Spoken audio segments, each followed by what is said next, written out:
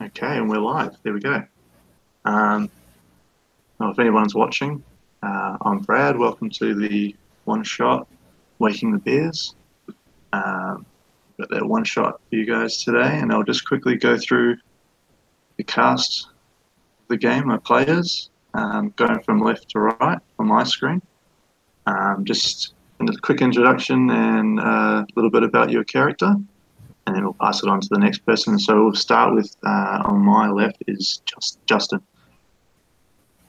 Hello, I'm Justin, and I'm playing Sir Carrick Doyle.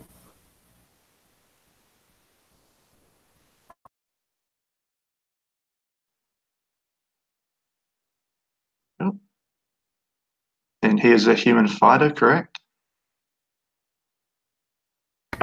Yes, he's a human fighter and not the knightliest of knights. All right. Next up, we've got Jason. Hello, everybody. My name is Jason Osorio with Channel Concepts and Characters, and I am playing Corin Teague, who is a human wizard and one of 6 apprentices of a very powerful archmagus known only as the Architect. And we will see why this poor apprentice is in the middle of the mountains with these dwarves and not with his master very soon. All right, and then it's Dave. Hey folks, I'm Dave with Mornblade Gaming, and today I'm going to be playing Vanny Ion. What is it, Van Vidar? That is it. He is a high elf rogue, a man with a certain set of skills, and he's not necessarily well known, and he likes to keep it that way.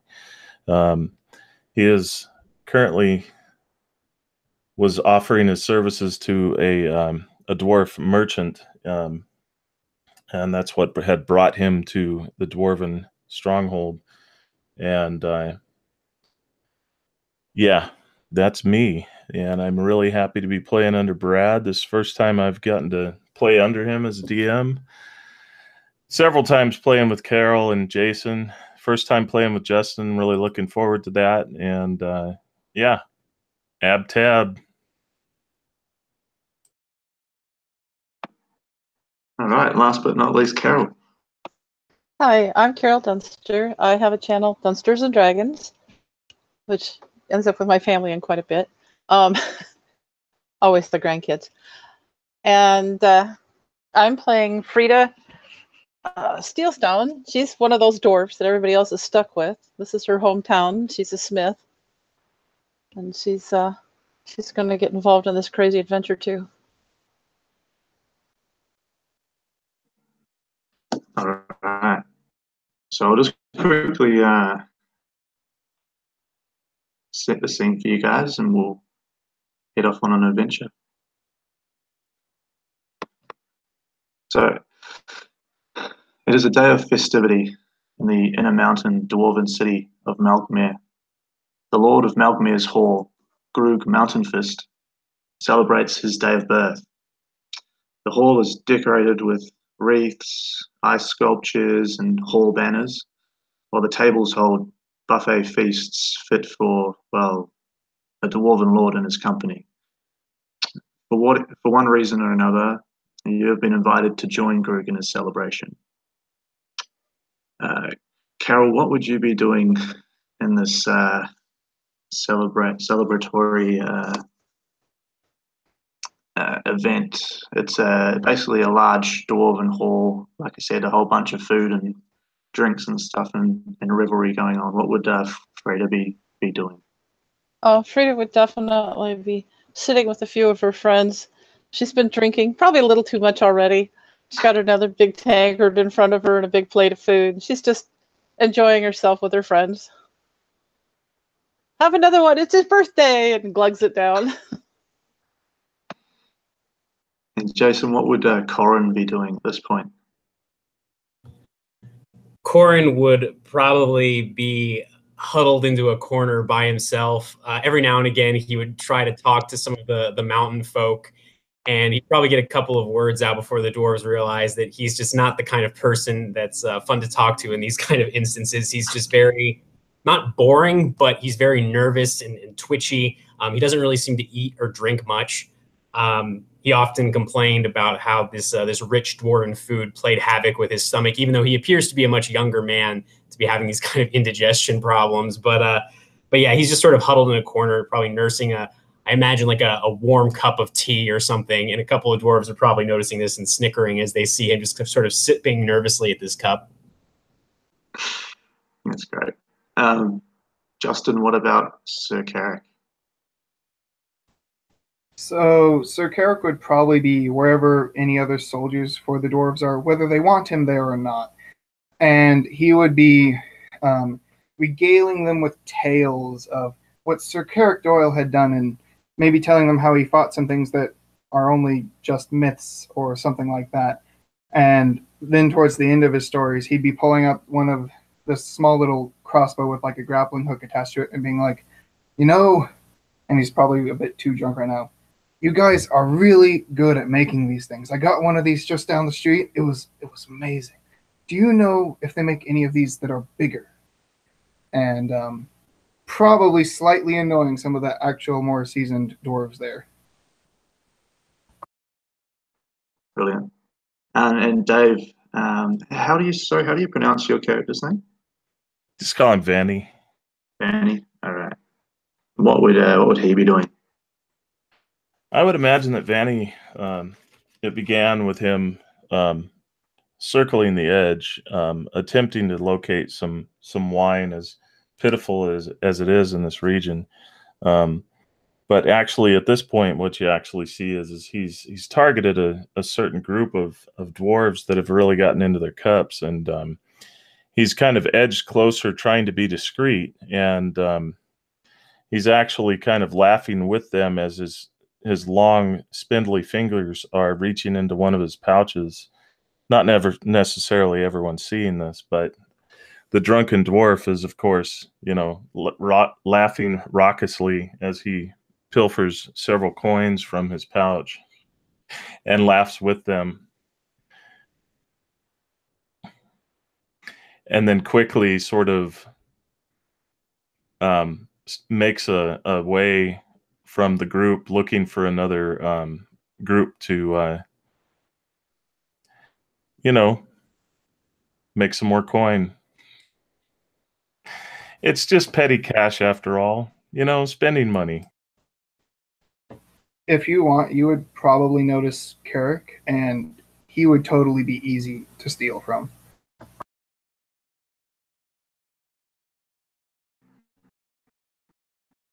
Don't feed the rogue, man. Come on. Well, yeah, he's making his way around, and in a sea of dwarves, it's a lot easier. But he probably doesn't notice the human that's kind of standing out, but realizes that because he's standing out, the dwarves are giving him strange looks, and not all of them, but some of them are feeling uncomfortable around him because he is human.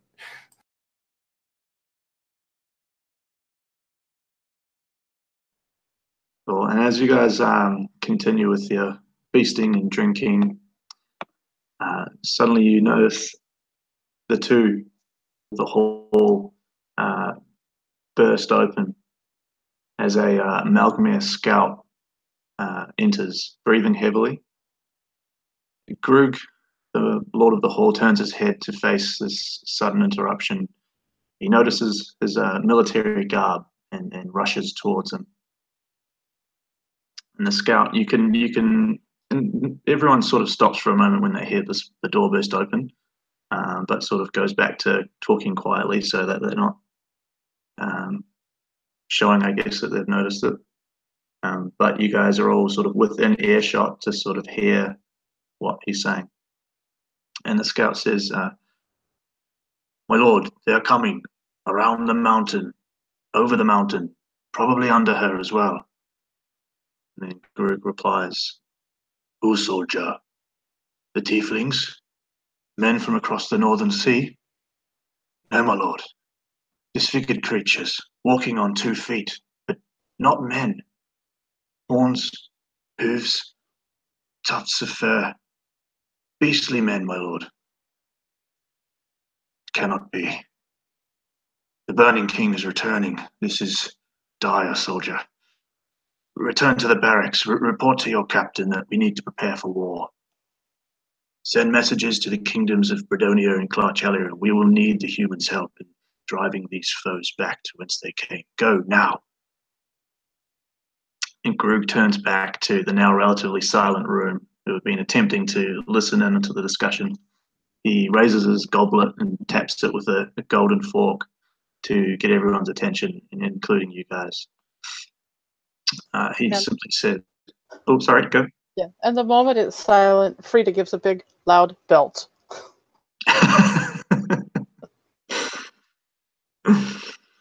Yeah, he sort of looks at you for a second and then to everybody else to continue what he was about to say.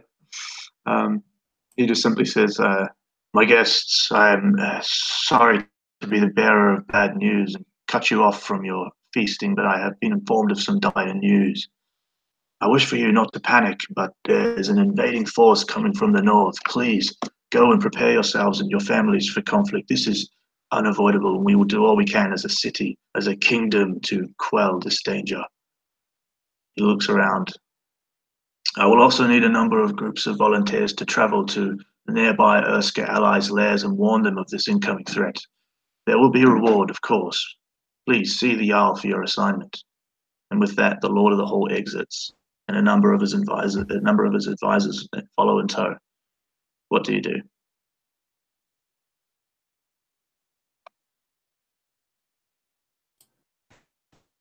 Sir Carrick Doyle would immediately, as best as he can while drunk, stand up to say, I volunteer, and then kind of see them walking away and not be sure where to actually go to tell them of that. Yeah, so the Jarl is in the hall as well. He's near the front, so he's sort of waving people towards him. So yeah, so Carrick would immediately start walking up with having put down all his drinks and stuff, and would have dusted himself off lightly, but he's probably still got some crumbs on like his shoulder or something, and would make his way forward and be like, Great Jarl, I would be happy to volunteer for the kindness of your city. Thank you, sir. Please step to the side. We will assign you a group of people to accompany you on this mission. Anybody else? About that time, Frida drains her tankard and thinks, well, maybe this is a chance to get back in with the guard. She'd gotten kind of booted out for just a little too much drinking. And so she kind of wanders in her slightly drunken state up to the elf. She's like, I'll go. You need someone who knows the way around here.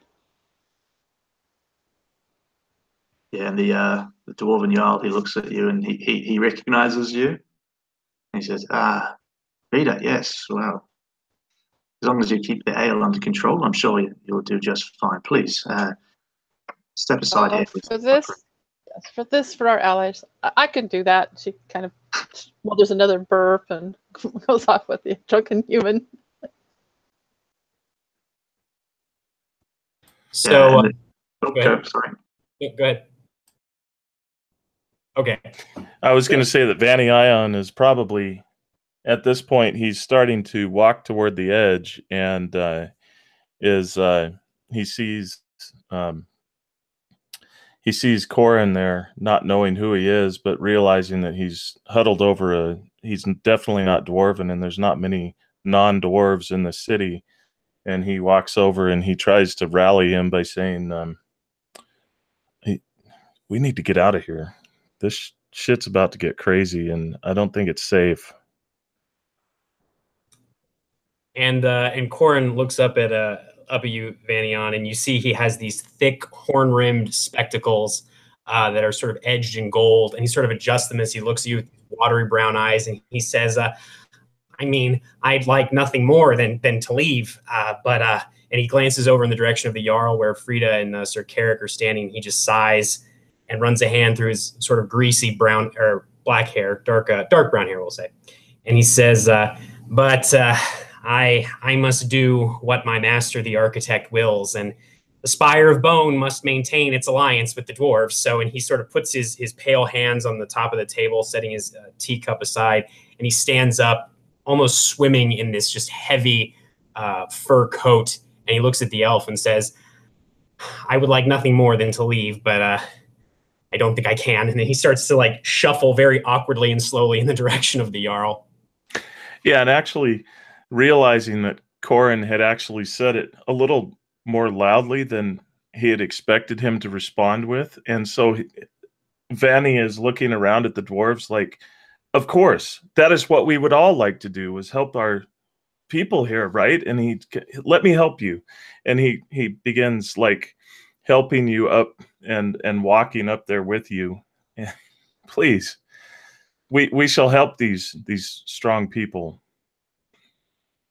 That's wonderful. It's always good to see people coming together in a crisis, Corin says, as the two of them make their way up to the Jarl.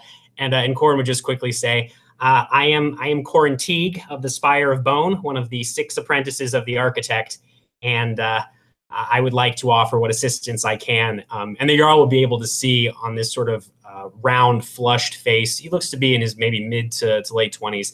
He's just sweating already, and he can tell it's fierce sweat. You know, he's nervous about whatever is coming. Yeah, the Jarl would notice.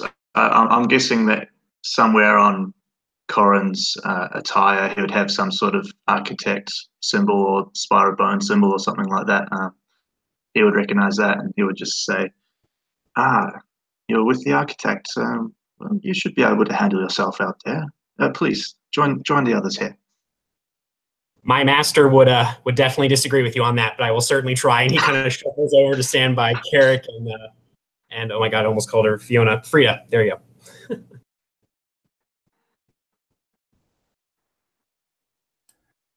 And Vanny steps forward, and with a large flourish, he says, Vanny Ion Van Vithar, 7th son of Vezran Van Vithar,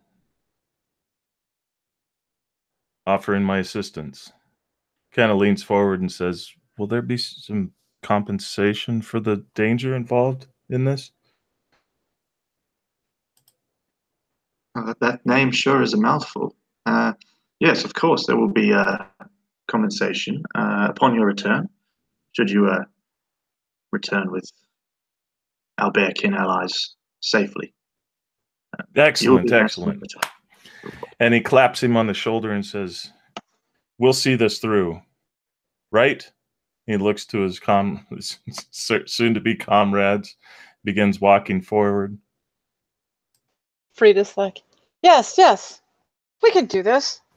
We've got to get our friends involved. They'll help us fight, and we can't just let them be slaughtered where they sleep. Making the best of a awkward thing. Yeah, and as you sort of group together, the Jarl sort of looks around, and you can see other groups starting to form, and some of the other generals and captains of the military are sorting out these other groups to go to the different other bearkin lairs around the mountain. And he looks at you guys and sort of does a finger point, sort of counting you guys up. There's 1, 2, 3, 4 people. That should be enough. That should be enough. All right. Gather together. I have a map here, and I'll show you where your assignment will be. And he sort of pulls out this crudely drawn map on a bit of scroll and points out the nearest Urska lair. It's about 2 miles from here, not too far. Should only take you a few hours to reach it, should you not run into any trouble. I would suggest getting some supplies if you already do not have any, and dress warmly. You will be rewarded upon your return. Please, make haste. And then he sort of just leaves you to it and walks off to start organizing the other groups to go off to the other nearby lairs. I don't know if anybody else would want to do this. I know Frida would definitely want to look at the map and would probably have a pretty good idea where this was already. having lived in this area her whole life. Yeah, you would recognize the map, sort of the outlines of sort of different landmarks and that sort of thing. And it's not too far away, and you'd probably know the way pretty well. Even in like a blizzard, you'd still be able to sort of do reasonably well trying to find this place. You know what it looks like on the outside and all that sort of thing. And sorry, before he walks away, did you guys want to ask him any questions? I think I don't know if this is something worth asking or if this is something that we would just know. Maybe roll a history check for the Burning King. Are there any legends or myths around this individual that we're aware of? If you want to roll, I'll say either history or religion. And so if any of you guys want to roll that, go for it. That is a 26 for history for Corin. Okay. Basically, the Burning King is one of the old gods. He rules over the Hells. He was brought back at one point in the very early history of Corvaal by a powerful tiefling sorcerer in the north, who basically, summoning him, he was able to create, I guess you'd say, an army of beastly-looking, fiendish humanoid creatures who he used to basically raid right over the mountain all the way down the entire continent. And it took basically the alliance of every other race on the continent to drive him back and eventually send the Burning King back into banishment. There's heaps of different depictions of what he looks like. A giant, lava elemental looking thing. There's a big giant, almost, I guess, like the Balrog sort of looking paintings of that sort of thing. So if you ever looked in some history books around even the Dwarven libraries and human libraries, you'd see different depictions and that sort of thing. But yeah, basically he was one of the old gods that was banished by the pantheon that exists at the moment. So I think as Corin recalls this information, just sort of staring into the middle distance at nothing, his long pale fingers start to twitch and he sort of tucks into this heavy fur coat that he's wearing, looking visibly nervous as he turns to the group and just says, I don't know if any of you are familiar with the legends of the Burning King, but he's and he sort of clears his throat. He's not great. In fact, he's really quite frightening. I'm sure it's just a myth and everything, but we should be careful. He's an old god. He's an old god. Excuse me. I'm sorry. Did you say he was a god? We're not talking about some like bandit leader. Yeah, old god. Yeah. Pretty frightening. So I guess we should be careful. And I have potions, and he sort of gestures to his belt, and he has a couple of potions hanging from his belt. But you might need a lot more, like a lot more. I can help you with those. Do you want me to carry some of those for you? Oh no, I appreciate it. They look heavy, and it wouldn't be a trouble at all. Trust me. I have room in my pouch. I mean, just here. Let me take them off your hands. You seem a little frail. And Corin kind of bobs his head agreeably, but he's kind of backs up a step, holding up his hands. He's like, no, I shouldn't. My master brewed these himself, and if he finds out that I just gave them away to somebody, he would be. Oh, you wouldn't be giving them away. They'd be safely held for you. Well, I should probably just hang on to them. Thank you though. And he kind of smiles at you like, yeah, this guy's super friendly. He's not trying to do anything, but at the same time, you can see he looks a little suspicious. Well, all right then. At this, Carrick would probably have put like a hand on each of your shoulders and been like, don't worry, the greater the villain, the greater the heroes, and then specifically looking to Vanny, and the greater the compensation. And the greater the peril. He looks at Carrick for a moment. Do I know you? Sir Carrick Doyle, and he like offers like a handout for a handshake. Oh, yeah. I may have seen you once before. So I've where heard is of the him. quartermaster, Frida?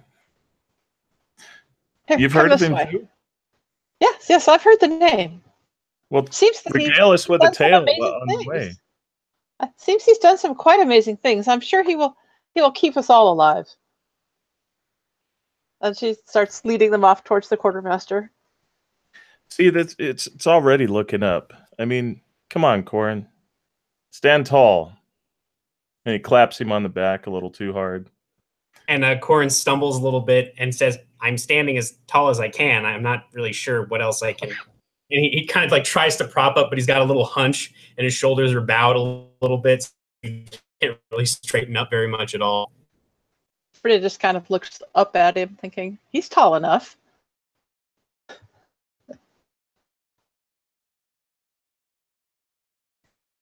So, Miss Dwarf, you know the way, right?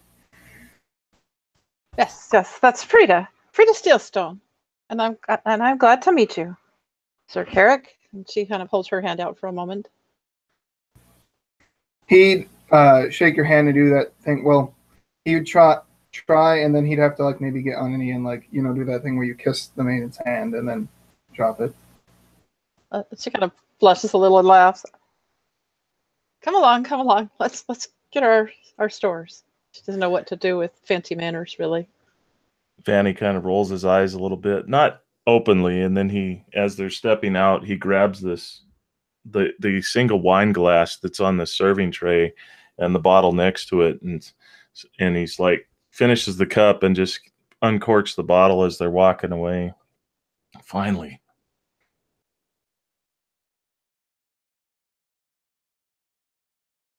Hey, don't hog all of that. This is wine. I didn't think you drank wine. It's alcoholic, isn't it?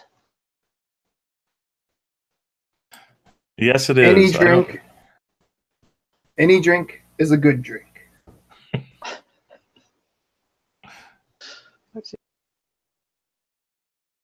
And as you guys are talking and getting to know one another, you see a number of the other groups are starting to leave the hall. And you hear this really loud, echoing horn blast throughout the city. And the large clockwork tower begin to toll. And it tolls 10 times, which is a universal sign of basically get ready for war, sort of a thing. And you hear footsteps outside, all in unison, which you can only assume is the military preparing and marching to get ready. What do you guys want to do? I think Corin is actually probably going to head for whatever rooms or chambers the dwarves sort of gave him when he first came, being an emissary, an apprentice of the architect.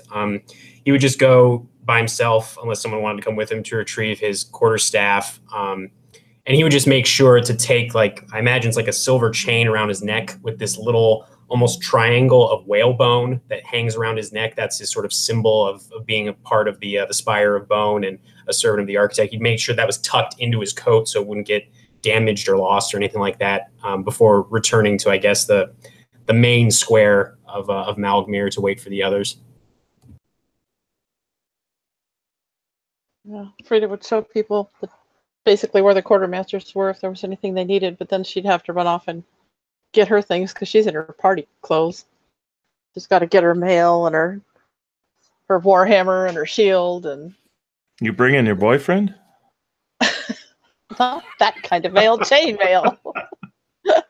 As she rapidly, as she can, gets changed into her fighting armor and grabs her heavy fur cloak and her backpack and checks really quickly to make sure there's some rations and very warm sleeping bag in it and all that stuff you need. And goes out and find the others. Sir Carrick would have gone back to probably the worst in the whole city, and gotten his stuff out of his room. And what is the current weather and stuff outside? Well, the city itself is underground, like inside the mountain, but you know that at this time of year, it's very cold, probably snowing as well, and just the ground will be just sort of covered in snow. Maybe not super thick covered in snow where it goes up to your shins or anything, but it's definitely cold, very very cold where you guys are. Okay, in that case, Sir Carrick would go to the stable inside the city and sort of hand a few silvers to the stable boy to keep his horse, the Admiral, warm and safe during whatever's happening. And then, probably being lost for a little bit, he would try and make his way to a courtyard or something where the others are.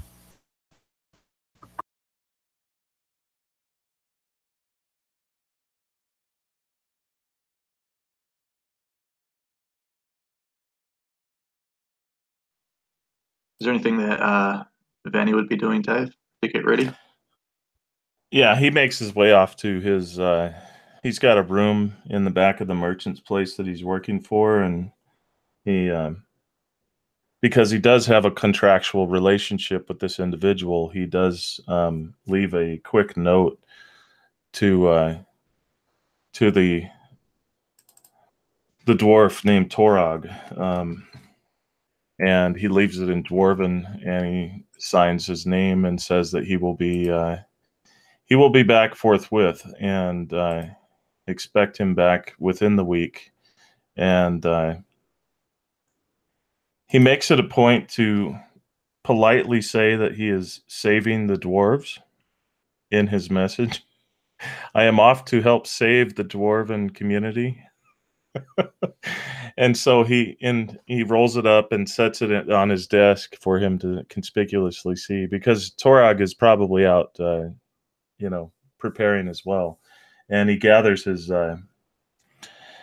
cloak and his undercoat that goes with it, both because he is not that sturdy as an elf, and likes to stay warm. So, and gathers his belongings and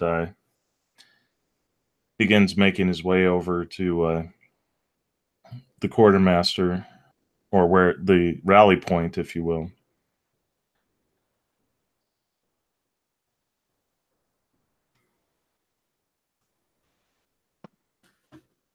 Okay, so as you guys all sort of come back from getting prepared, you would probably be meeting, and there's a massive sort of, not a park, but more of like a market square with the big, where the clock tower is. And in the middle is basically a big stone circular wall, only about a foot high. And in the middle is a massive tree made of brass, which is just called the brass tree, which is basically the central meeting point for a lot of people. So you guys would all end up probably meeting there, and you guys can decide what you want to do from there. It's you, Doran? Is it Doran? I'm sorry. Corin. It's Doran, right? Corin. Corin. And he'd probably slap you on the back hard and be like, hand you, you notice he seems to have somehow found another drink of wine and hands one to you. And he has one himself, and he's like, always a good drink before travel, right? And Corin sort of stumbles a little bit, and you actually would see Carrick. The quarterstaff that he has retrieved from his rooms is interesting. It looks like this one solid piece of a light purplish pink crystal. There's no wood to it or anything. It's just this, I'd say probably 5.5 foot tall shard of crystal, but it seems sturdy enough, and he kind of catches himself on it, and he looks at the wine you're offering him, and he says, I don't think I should, Sir Carrick. Wine, ale, really any alcohol just plays havoc with my stomach. And you see him kind of pat his paunch beneath this fur coat. But, that means more for you, of course. Always an excellent point. And you see he just dips his head back and drinks all of it.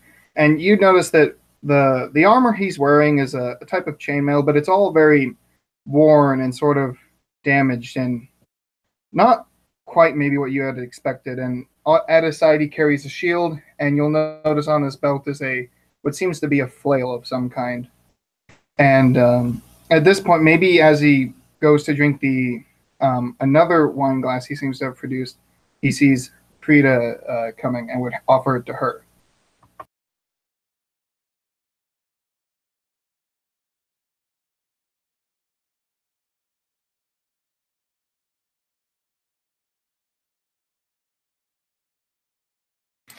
Frida, he's trying to offer you wine, lady. She had to step away for a second. Did she? Okay. In that case, he'd offer it to Vanny. Well, actually, she's back. She just got there. So Frida sees him offering wine, and she looks at that wine and actually thinks for a minute in her somewhat soggy state mentally, and remembers that she does want to be a part of the guard, and that she kind of lost that opportunity due to the drink. And she kind of straightens up her backbone a little bit and actually decides to refuse it. She's like, we need to travel in the cold. I think I'll wait. She does pat the flask at her hip, however. Fair enough. What about you, Elf? Oh, thank you. And he takes it and swigs it, downs it quickly. And as you take that swig of wine, you hear the horn blast once more. You can see a lot more military personnel coming into the square. All the shopkeepers and their stone buildings are closing up the doors, barring them, and running off with their wives and children and husbands and everybody else in the market's sort of starting to clear out. And you can see other groups heading towards the entrance to the city. I have a I really question. wish that they wouldn't blow that horn. No, it's fine. Corin just said, I really wish they wouldn't blow that horn. It's very loud. Should we get going? Yeah, my question is, would Frida perhaps know a shortcut to get out of town quickly? The entranceway is not too far from where you guys are, and you'll end up on the right side of the mountain to get to where you need to go. If you went out any of the other exits, you'd probably end up on like the other side of the mountain or too far off the mountain. So yeah, you guys will be fine from where you guys are. All right, so she's like, well, let's hurry. It's this way. She tries to get everybody moving. I want to get away from that noise too. At least the snow will dampen it when we get outside. Carrick would just kind of be like, lead the way, and immediately follow. Of course, she's leading at dwarf speed as quickly as she can move with purpose, but it'll get the job done. Yeah, so as you guys walk through the city, you walk past some more stone buildings, past some big military barracks and all that sort of stuff, and finally come to the large bridge that crosses over it's basically a frozen riverbed, a large stone bridge crossover. And there's two huge wooden doors. At the base of them, there are smaller, people-sized doors that you can go in and out of. And as you exit, you immediately just feel this chill cross over you as you enter into the wintry air. It is snowing slightly, not enough to hinder your vision or anything like that, but the wind is chilling, absolutely chilling. And as you exit, if you look back towards the doorway, you see that the entranceway to this city is basically a massive dwarven statue with a dwarf holding an axe upside down, so that the blades are basically curved up as the doorway. But yeah, you come out and there's a path. It's a bit covered in snow, but you can sort of see it leading down to different branching pathways at the base of this part of the mountain. And Frida, you would know where to go from here, from the map.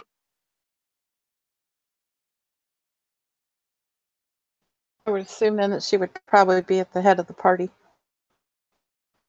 As we file down the pathways or byways through the mountain towards where we're headed. Yeah. So if you want to make a survival roll for me, please. Oh yes, brilliant survival. That would be a total of 22. There you go. Okay. So yeah, you make your way down the path, and you head down the correct snowy pathway. You walk and walk and walk through this thick snow, in between different cavernous rocky peaks. Do you guys speak to each other on the way at all while you're walking through here? One thing I would like Corin to do as they're traveling, he probably would hang in the back. I don't know if Vanny would be back there or Carrick, but he's sort of looking at this crystal staff that he has, and you can see that he's actually reading what sounds like a spell off of the crystal, and you see that the crystal is just covered with these letters, almost like a spellcaster's cheat sheet in a way. And he's looking at this one particular section of text and just reading aloud softly under his breath. And as he finishes, he sort of stops, looks around, kind of pats himself, and is like, wait, did I? And he looks back at the crystal. Oh, right. And then he does the whole thing again with one word changed. And there's this kind of pulse of purple light around him as he casts mage armor on himself, which quickly fades away. Carrick would probably notice this, and at this point, having been wanting to ask since he saw it, would have been like, so, where do you get that? And he points to the staff. Do they mine it here? And he kind of points to, like, the Dwarven city.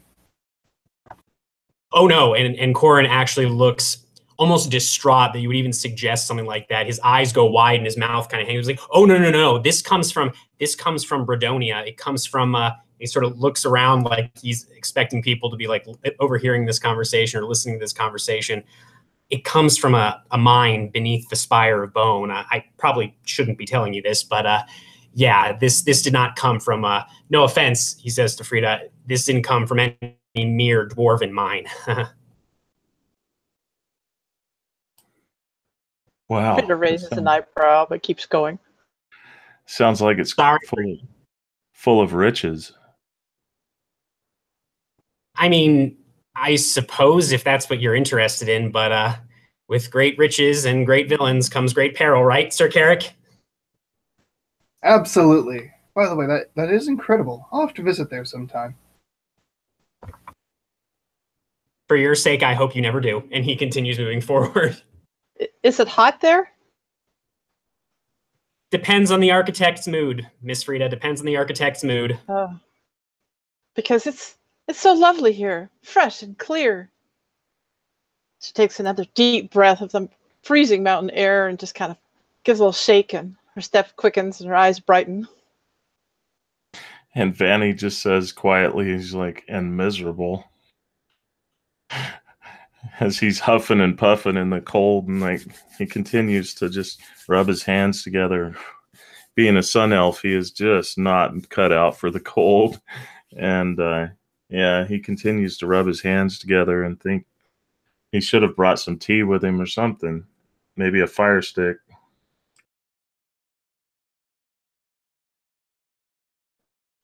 Yeah, as you continue down the snowy pathway, you come across, I guess, a cavern, a drop, basically like a canyon that drops off, and connecting the two parts of the canyon is just it's like a giant chain link, basically, that goes all the way across.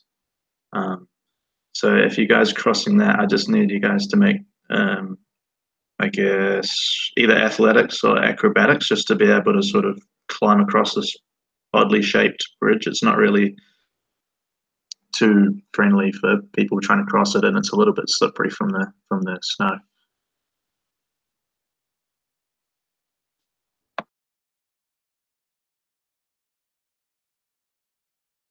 Do you want us to announce what we roll or just put it in the chat?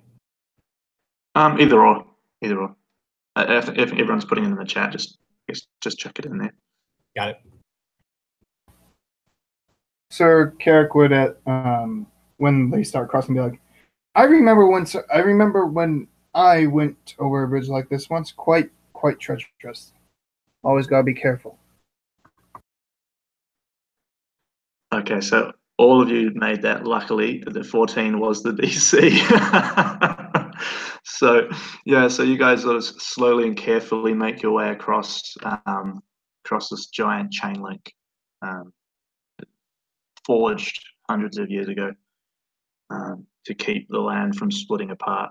At this point, there's a number of them along this cavern. It stretches like miles and miles wide.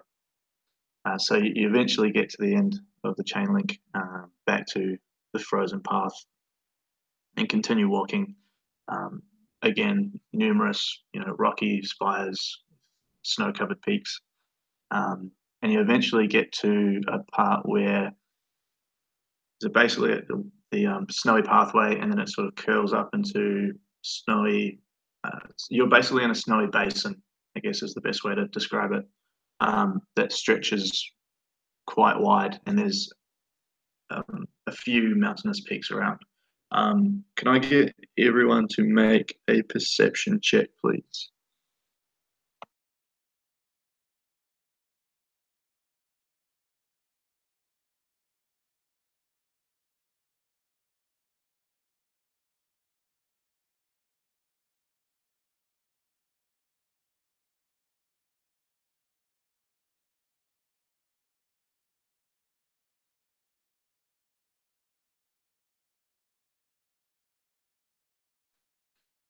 So, Frida, as you're walking and everybody's sort of talking about whatever, your ears pick up and you sort of concentrate for a second, and you can hear sort of pitter patter in the distance on the snow. And as you look over, you can see in the distance, coming towards you quite rapidly, what you would only know, and you probably haven't seen one before, but you probably heard tales. And Corin, as you look over and see this as well, once Freya's sort of, you sort of see her looking into the distance, you would know this from your 26 intelligence roll, as a hellhound. And atop the hellhound is a beast man, basically, is the best way to describe it. And as he gets closer, you can see he's got a sort of a squished, sort of goat-looking face, horns stretching up and back and around the back of his skull, black leather armor with pieces of obsidian marred across it, and he's charging towards you. You can only assume that this is one of the scouts of this army that's encroaching. And I need everybody to roll initiative. Quick question: would this beast person be a medium-sized creature? Would you say? Yeah, so that he's medium. The hellhound is larger than a normal, what you would expect from a hellhound. This is like I guess like a dire hellhound is the best way to put it. I guess it's big enough for him to ride on. Yeah, he's medium-sized, the beast man. Yep.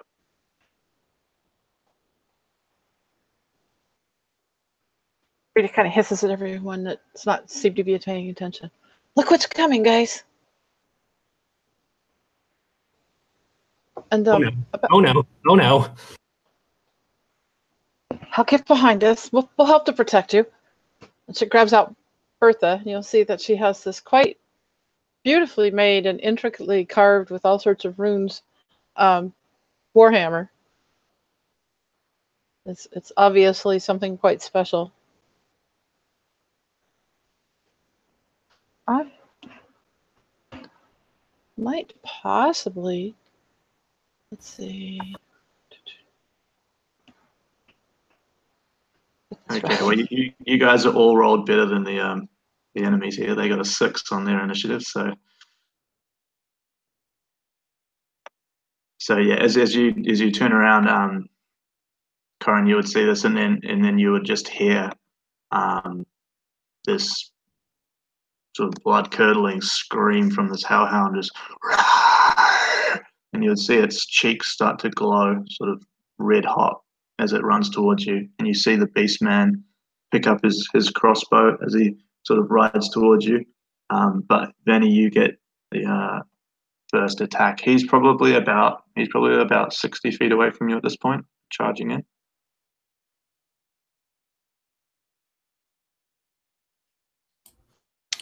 Vanny is going to take this opportunity to dash up 30 feet, and then he's going to use his action to roll off the path. He's going to feign like he's tripping or something and roll off the path, but he's going to do a hide check.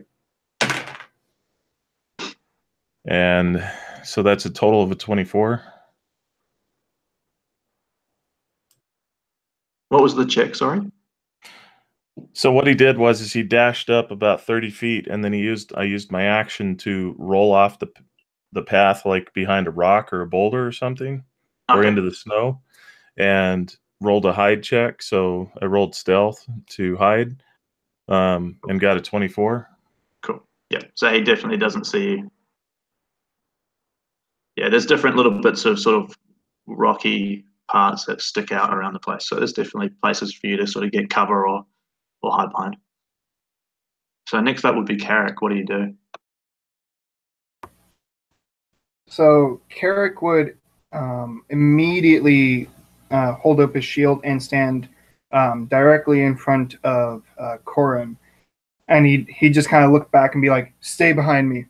And then he would pull out a light crossbow and kind of level it on top of his shield. And if I can I shoot that? Yeah, of course. Go for it. And so he got a 16. And are you attacking the hound or the rider? Carrick would actually attack the hellhound. Cool. Yep, that hits. Roll for damage. Oh, max damage. So 9. 9. Ooh. And with that, just Carrick would kind of again plant himself ready to be in front of Corin. Cool. And that's whose turn it is next. Corin, what do you do? So Corin, when he hears Carrick say, stay behind me, and sees that he's protecting him, he nods his thanks, then realizes that Carrick can't see him because he's focused on the enemy ahead. So he just says, thank you, Sir Carrick. And he kind of turns this crystal staff to a different side from the one where the mage armor was on and starts, again, reading under his breath. Carrick, you probably just hear these liquid, almost snake-like syllables hissing out of his mouth.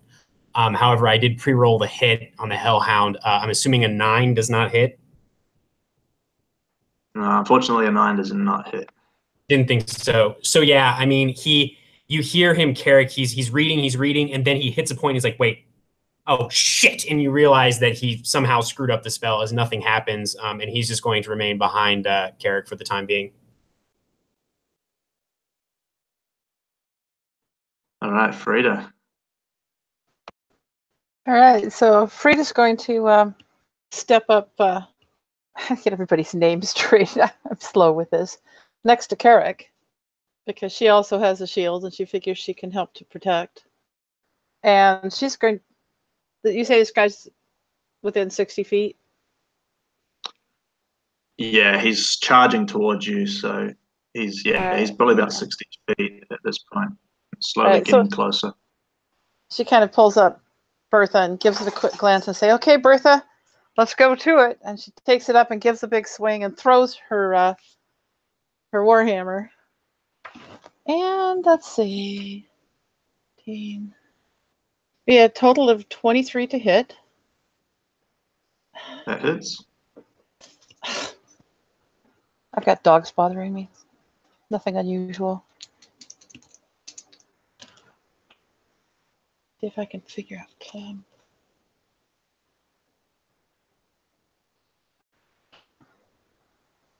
That's 16 damage. And as you'll And was you'll that be, against, sorry, was that, that was the Hellhound or the Rider? it was at the Hellhound. Cool. And everyone will be quite amazed, except for maybe her, to notice that immediately this hammer smacks the Hellhound hard, does some damage, and comes flying right back into her hand. Yeah, Yeah, as it hits the Hell. Sorry, there you go. Go ahead. I was just going to say, as the Hellhound gets hit, it sort of rears up and yeah, that sort of shakes itself a bit, trying to shake off this hammer that's just smacked it right in the face. And the beast man snarls, and they just continue to charge after the Well, yeah, because she gets another attack with it too. Go for it. Oh, that's even better.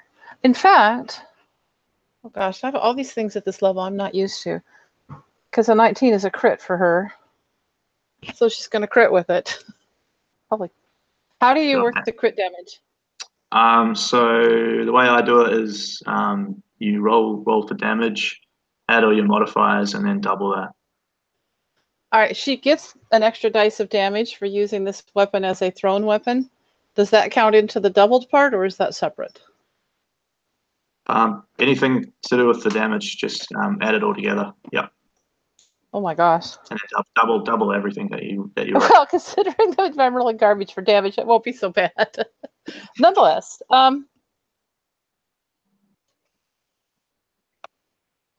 let's see. So that's, well, by the time you double it and add stuff in, yeah, it does come to 26.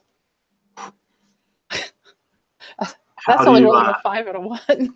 How do you take this Hellhound out and have the rider fly off the back of this thing? Well, she gives it an extra flourish, and she's like, just wails it out there. And she hasn't had a chance to use Bertha before, and she's quite excited about this. And there's a lot of power in it, and it happens to hit squarely right on that poor Hellhound's face, and it just sends it flying backwards when it's mount. And it's yes, it's the guy kind of just goes flying off into the snow.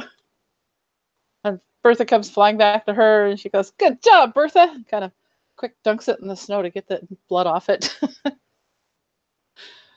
Stands there with her shield ready. Yeah, and this beast man rider just flies off into the snow as the Hellhound's fiery red cheeks just slowly dissipates back to its regular sort of black and grey coat, and it's just lying there completely still. So the beast man shakes himself off, gives another snarl, and he picks his crossbow back up and he just fires back at yourself, Frida. So plus. So I have the protection feat. Could I use my reaction to give disadvantage on that attack? Oh yeah, so you just have to be within 5 feet, is that right? Yep. Yep, sure. So we're standing side by side. I've got protection too, so between us we should pretty well protect. But I can't protect myself, but he can.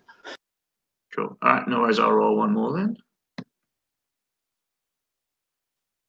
So that is with disadvantage. That'll only come to 13, which I'm guessing does not hit. No, that won't hit. So his bolt just goes right past your head. He's sort of running as he's trying to do this, and it's just not as accurate as he had hoped it to be. But he's still it's like he has some sort of just blood rage. Like he doesn't care. He's just running towards you. He's seen a dwarf, and that's all he's got on his mind is he just wants to like kill you. That's all he's seeing. So he continues to just run forward, no matter the cost. He doesn't care. He's just got that rage. Seeing Carrick also prepared to defend her and stepping in there, she goes, "Thank you, Sir Carrick. Well done." Not nearly as good as your throw, man. Less talking, more fighting. With luck. I'm sorry, go ahead. I was just going to say, that's Dave. It's Dave, your turn. I think he might have stepped away for a second. Oh, no, he's back. Never mind. Yeah, Vanny, at this point, where is the beast man? Is it like 30 feet from them, or? Yeah, so he would have rushed up at least 30 more feet. So he'd be about 30 feet away from Carrick and Frida at this point. So he's probably within 30 feet of you as well now, I'd say. All right, so I'm going to roll out from hiding, and I'm going to strike with my rapier with a total of 24 to hit. And does it hit? No, it doesn't. No, I'm just kidding. Of course, yeah. Man, you guys are rolling really high on the hits. That's good. Well, I mean, I have +8 to hit, so yeah. So that's a total of 16 points of damage. And then I am going to disengage and sprint back to the group. Oh, yeah. And as you get him with your rapier, you can see him just sort of lean back with the impact and snarl again at you. You said your rapier, right? It wasn't a crossbow or something? That was a rapier, yeah. So you're like right in his face at the moment?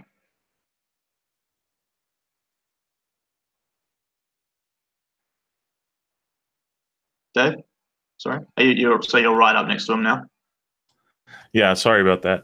So yeah, I'm right up next to him, and I did my attack, and then I'm going to disengage, which gives me a free. He doesn't get an attack of opportunity, and then I'm going to sprint back to the team.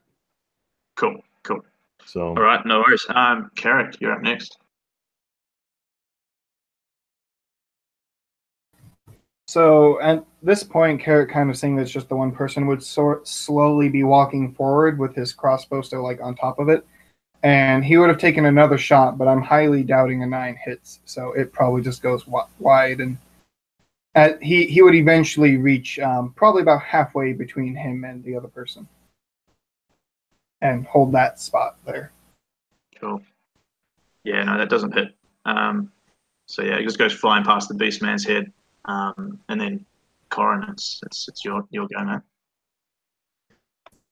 So after seeing Frida just obliterate this hellhound, watching the beast man sort of fall, Corin waits for Carrick to move forward a bit, and he mutters again in this sort of serpentine, fluid language.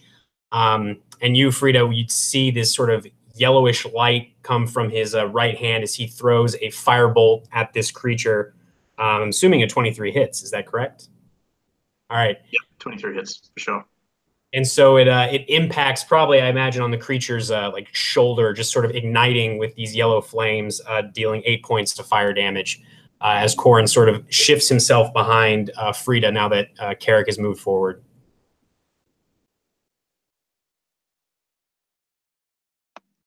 Cool. Frida, back up. Yes. And how far would the beast man be now? He's probably about 30 feet away from you guys now. He used his movement to go from 60 to 30 towards you guys. Perfect. So she's going to throw Bertha again. And she gives her a swing and flails her out there. But she's going to miss with that one. I'm sure. That's a total of 13. So that goes flying out there, and I assume that misses. Yeah, that one misses. Yeah, so it flies right past the head of the beast. And then it just kind of circles around and comes right back to her hand, and she goes, "Bertha, you could do better than that," and gives it another fling. And Bertha does not do better than that as she rolls in that one. Okay, in that one, I'll say roll me a D100. Oh, jeez. So, well, Bertha, it was nice knowing you. That's 94, whatever that is. Good or bad. Okay, you're fine. No, it comes back and it lands in your hand. It sort of throws you back a little bit, but you managed to keep grip of it. If you got under 30, it would have just gone straight past you and flew way back in the distance. No. I'm so glad So I you're didn't fine. Okay, so yeah, as the hammer goes past and once more he continues to walk, but he drops his crossbow and pulls out this sort of machete-looking sort of blade. And as he sort of starts to run again, you see his hand is sort of glowing a little bit around that where he's holding the handle of the sword, and he's just going to run up and try and come right down onto your across your pauldron, Frida. Again, he's just got his eyes set on you at this point, the dwarf. And that is The dwarf that killed his beast. Yes, he's pretty angry at her. Just a quick question. Would he be running past me since I'm like halfway between him and the rest of the group? oh, so you went forward. Oh, yeah, I wanted to walk like 15 feet forward. Oh, okay. In that case, he'll be attacking you. Sorry, I thought you guys were still next to each other. That's cool. He'll come to you. So that's a 17 to hit. That would hit. Okay.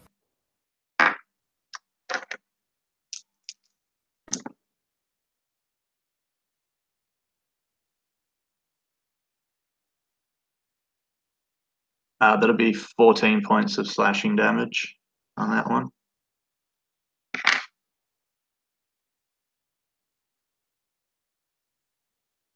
And yeah, so he'd just basically come down right across your shoulder blade and just try and jam it right onto your pauldron. And then he'll take another swing at you as well. Nope, that's a 2 on the die. So that one, I don't know, duck under it or something, sort of swings for your head, and he misses on that one. So then it's back to Vanny. Yeah, and Vanny sees this, and he's back with Corin, and he moves forward lithely and steps up behind the creature and moves in with his rapier with a 21 to hit. And this time he does 19 points of damage with it, as he probably sticks it underneath a rib and pokes into him pretty deep.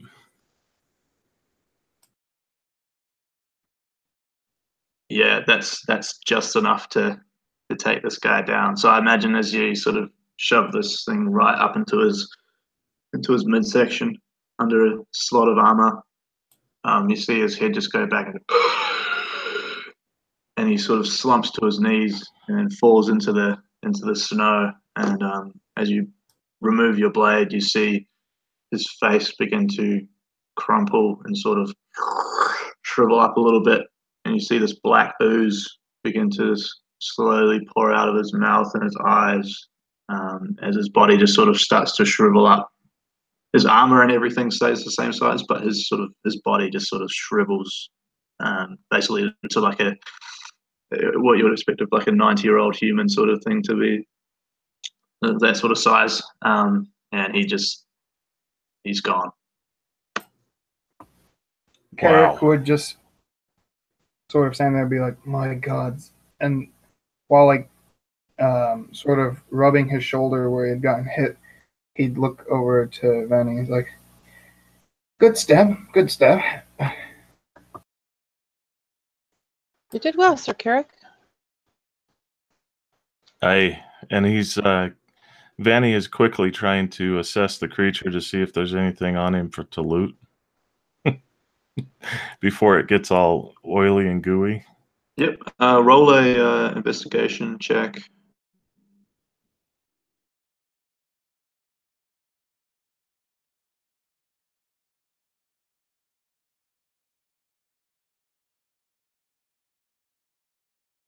A natural 20, and I have training in that, so that's 24. Yeah, so you find everything.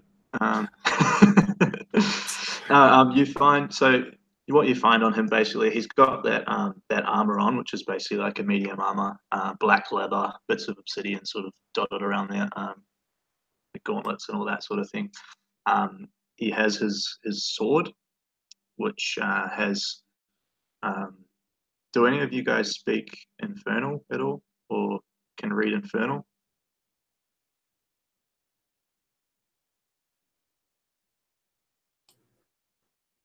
Nobody? So, Okay.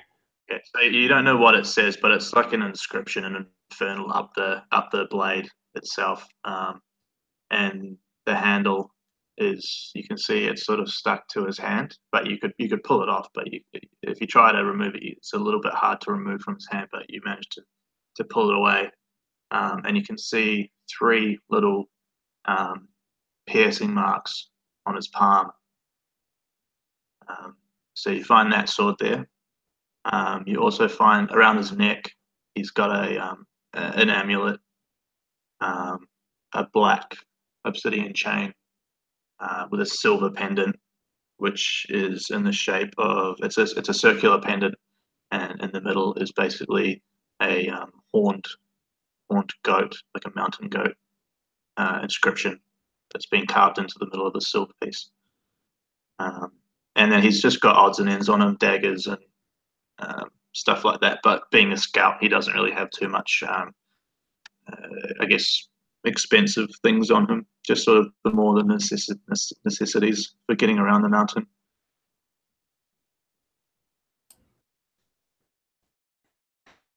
That's a pretty sword. I don't know if you want to wield it though, Carrick. It looks kind of evil. I prefer my flail, but that's not Elvish or anything on that, is that? He's pointing towards the writing. Vanny's turn to be offended as you see him kind of raise his upper lip, like vile creature is what he's kind of thinking in his mind. He's like, and then he recognizes and he says, the sun elves, even moon elves, would never draw like that. Ours is much prettier. Corin, Of course. would you take a look at this? Not Dwarvish. I'm sorry, what? And you realize, Vani, that the whole time you've all been having this discussion, Corin has just been staring at the shriveled corpse with this weird sort of half grin on his face, but he snaps out of it when you talk to him. He's like, yes, what was that? Sorry, I wasn't paying attention. Were you having a moment there? Yeah. Are you into shriveled things or? No. What does that even mean? I don't. Never mind. What do you want? What do you want? You look mildly aroused. I'm just trying to figure it out. I have no. There is a lady here, Sun Elf. There is a lady here. Now, please control your tongue. What do you want? Can you inspect the this amulet to see what it is? Do you have that faculty, or do we need to take it to someone else, someone more skilled in the arts of arcane? I mean, we saw the display of the spell the first time. You seem like you need to practice that a little more, right? Every man has his bad days. So Vani, Corin doesn't even respond to you. He walks forward towards the corpse with his crystal staff sort of clinking against the stone beneath our feet. And he looks at you and he says, let me show you something. And then he reaches out and he taps the corpse with his staff and mutters this liquid phrase. He's going to use Animate Dead to reanimate this corpse into a zombie that is now bound to his service, if you're allowing that, DM. So what happens when you try to raise this corpse? It sort of glows a little bit and starts to sort of shake, and it starts to slowly stand, but it's definitely not. It doesn't have full photo, but it's definitely something that. But you can see that when it's sort of vomited up and sort of secreted this black ooze, it's basically everything, all its innards and everything, it's basically just drained itself. So it's this real spindly beast man with a really shriveled face and really looks like basically a really loose fitting armor. I guess it'd almost be like a skeleton wearing armor at this point. It's so shriveled, but you managed to reanimate it. So this aura again of pinkish purple light would be surrounding the corpse, and actually, since it's just going to be a skeleton anyway, As the magical energy kind of seeps into it, Corin sort of looks back at you, Vani, and kind of crosses his arms across his chest, like, look at what I did, as the flesh of this creature starts to just slough off in huge, disgusting, wet chunks, revealing the whitish yellow bone beneath. And he says, never doubt an apprentice of the architect, Sun Elf. Do you speak Elven? I certainly do.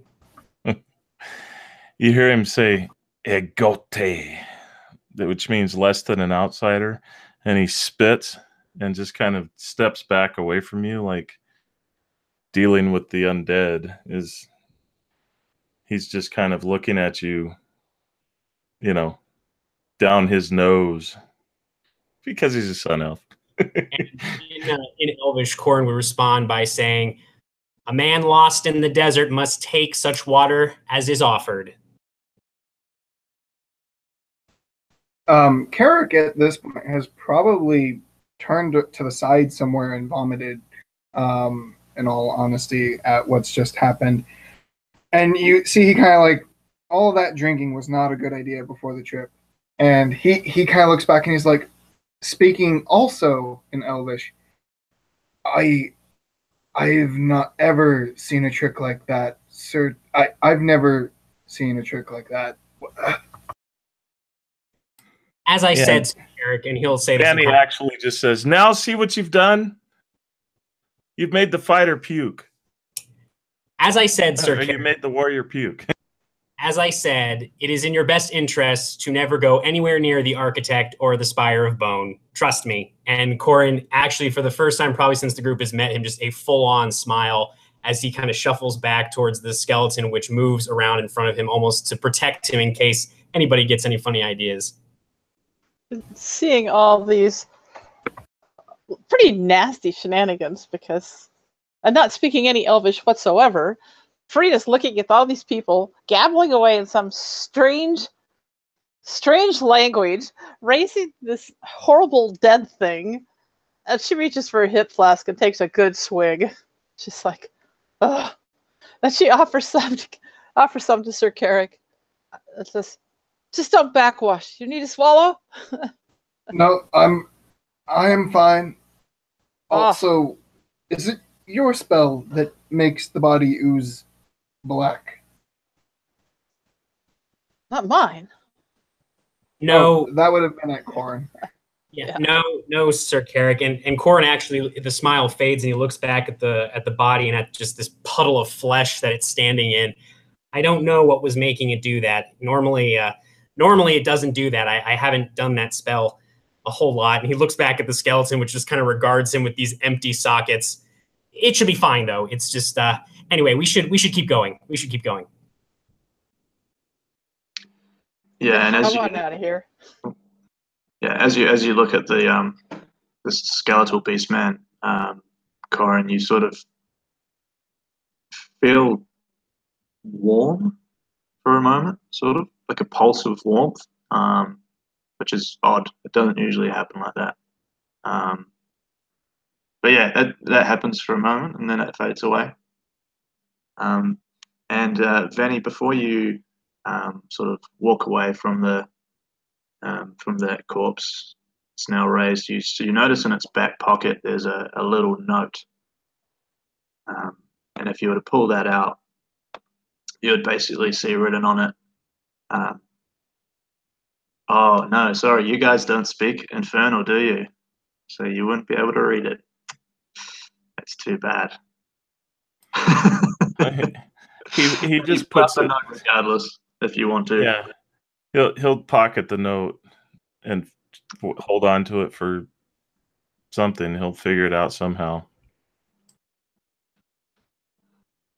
Shall we proceed, Miss Frida? Sorry for the. And he looks at the skeleton. Shall we? Yes. Let's get out of here. And I guess you can bring that thing along. Oh, I will be bringing that thing along. She takes a little sniff. Does it smell bad? I would imagine so. I mean, all of its flesh basically fell off like a few seconds ago. It's just like, that thing is kind of gross. Again, we need all the allies we can find. I mean, if we're going to be facing beast men and potentially the servants of an old god, I mean, I don't know why you're all complaining. I thought a dwarf of all people would be pragmatic. Just kind of shakes her head. I'm not used to dead things walking. I really am not. It can't be a good thing. You can get accustomed to anything, Miss Frida, and Corin kind of bows his head. Oh, I hope not. Anyway, let's go. Lowering your standards is what he says in Elvish. Which Frida doesn't understand. Carrick would sort of give a side glance at that statement, but then go back to Corin. And you've noticed he's probably gotten over the initial shock and seems almost a little more curious. And he says, "Can you raise? It doesn't have a personality or anything, right?" And Corin kind of... Until it bites into him and turns him into one of those as well, right? I mean... Corin in Elvish says the Elvish equivalent of moron to Vani before saying to you, Carrick, in common, no, Sir Carrick. Honestly, it's... And he looks at the group and kind of pats the air with his hands like he's going to try and calm them all down. It's really nothing to worry about. It is completely loyal to me. It will die again for me, and it will protect us. And we need all the help we can get. So I think we should just continue. Frida just starts marching off in the snow. She's done with this. And Corin and Bones, the skeleton, will follow. Carrick would follow, but now it's just seemingly more curious. He's like, why not raise the Hellhound? Does that not work? That seemed bigger.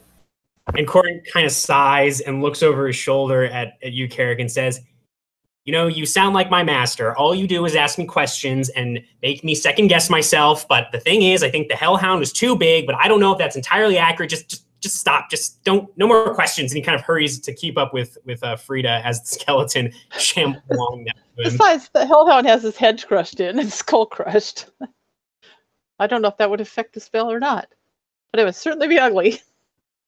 Yes, it would certainly be ugly.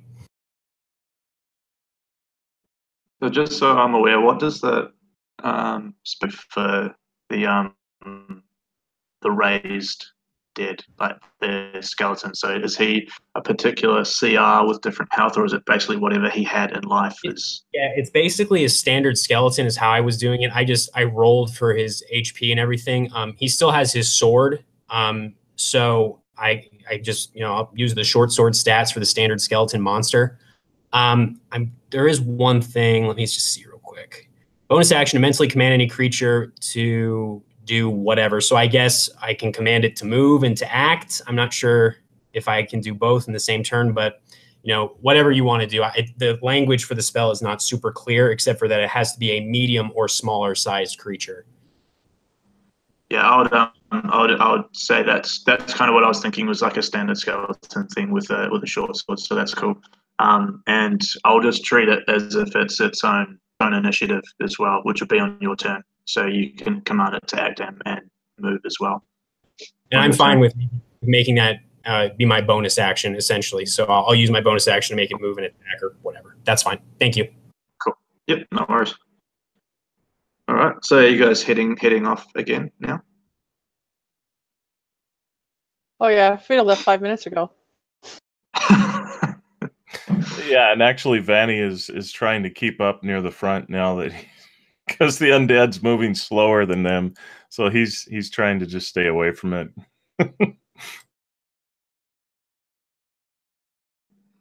Cool. So as you guys continue on your way, leaving the Hellhound in the snow to be covered and forgotten, you keep moving through this snowy valley, eventually coming up to a small rocky hill. And as you get to the top, you look down as the rocky hill slopes back down, and you see in the distance, about 50 feet, 60 feet away, a giant stone-shaped entrance into another mountain, small mountain area. And the doorway is shaped and carved from stone to resemble a bear's head. So on the ground there are two spiked canine teeth coming out, and then the top jaw protruding out from the mountain with another two spiked canine pointing down, and the bear's head sort of on top, covered in snow. And as you look down and see this entrance, which you can only assume is the lair that you have been looking for, we'll take a quick break there.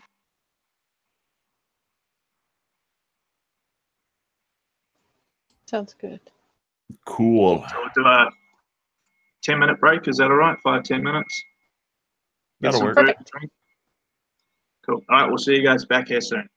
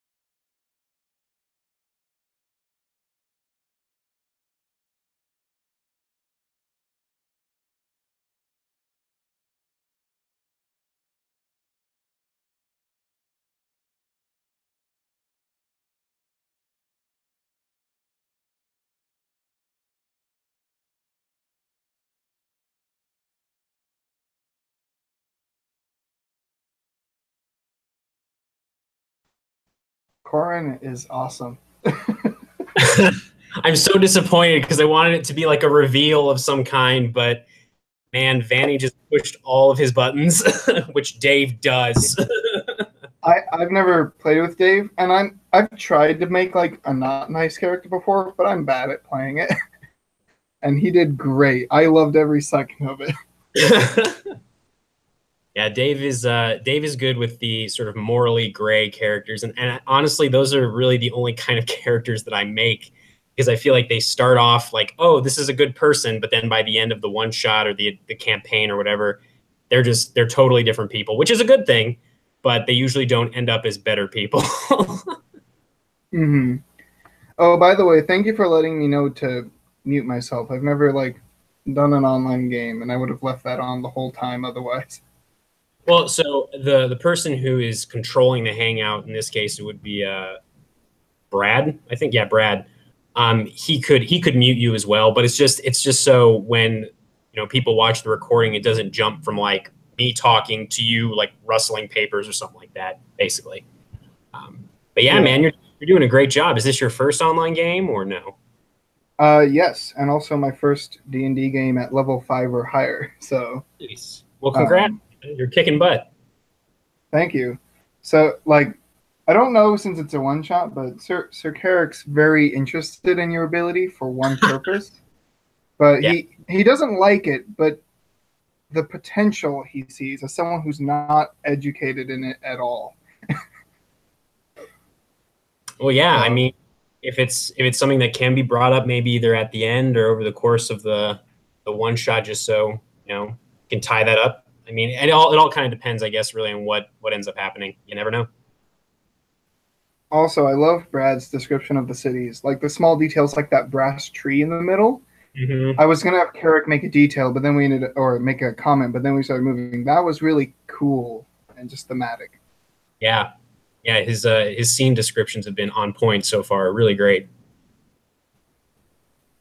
I also love the idea of just a cavern or a ravine with like chains going across it, literally holding it together. That's incredible. That's awesome. Very, very dwarvish, I feel like. Oh yeah, the dwarves, they don't take no as an answer from the mountains. Nope. So I have a question, just because I was thinking about, does the architect like choose how the weather is near there or something? Yeah, I mean, the idea that I had, and I kind of talked to Brad a bit about this, is the architect is this incredibly powerful archmagus that lives in Bredonia, which is a human nation in this Corvaal setting. And he's just incredibly powerful, which is one of the reasons why, even Corin, who is probably not his strongest apprentice, still has the ability to raise the dead. And also why he is so afraid of his master, why he told Carrick, hey, you don't want to go there, because the architect is so powerful and clearly doesn't, care too much about concepts of right and wrong if he's teaching his weakest apprentice how to raise the dead. You know what I mean? It's, but yeah, I mean, as far as controlling the weather, I mean, I'm sure that's within his purview. I just love the idea of he's like, I feel like summer right now. Snaps fingers. Yeah, exactly. Oh man, I love the little bone details for like all your trinkets, and your staff was really cool. That was really cool descriptions. Yeah.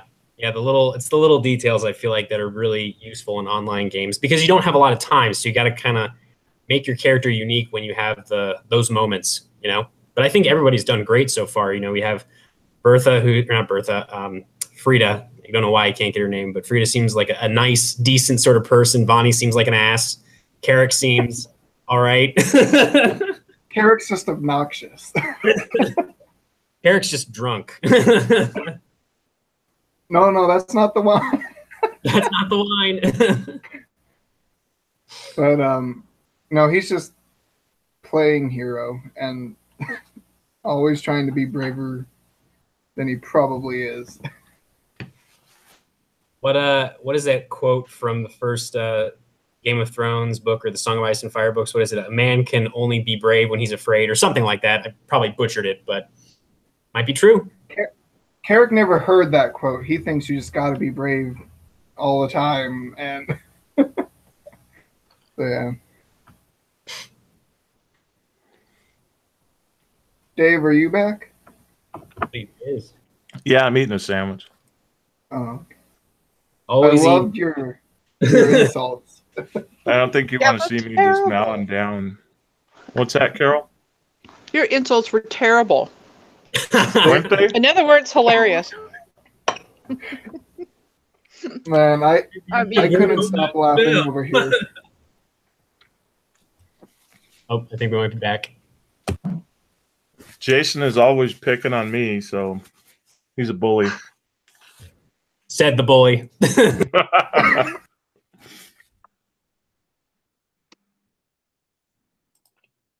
I'm having a really good time with you guys. This is fun. I agree. Yeah. Brad, we were saying how your like setting descriptions and stuff are really on point. Like I love that brass tree you put in the courtyard. That was just really neat and cool. Yeah, I just thought of that in the moment. So what would be sort of underneath this big clock tower? I had the clock tower in my head, but yeah, I just thought I wouldn't be a normal tree. There's got to be something different about it. So yeah, I'm glad you guys are enjoying it. Yeah, Dwarves are just like, why not? Oh. Yeah, it's like these details bring a history and a kind of gravity to the world, because these big, massive carved doors would have been there forever. I really like it. Cool, thanks. Yeah, I try to put little bit to make it come to life a bit.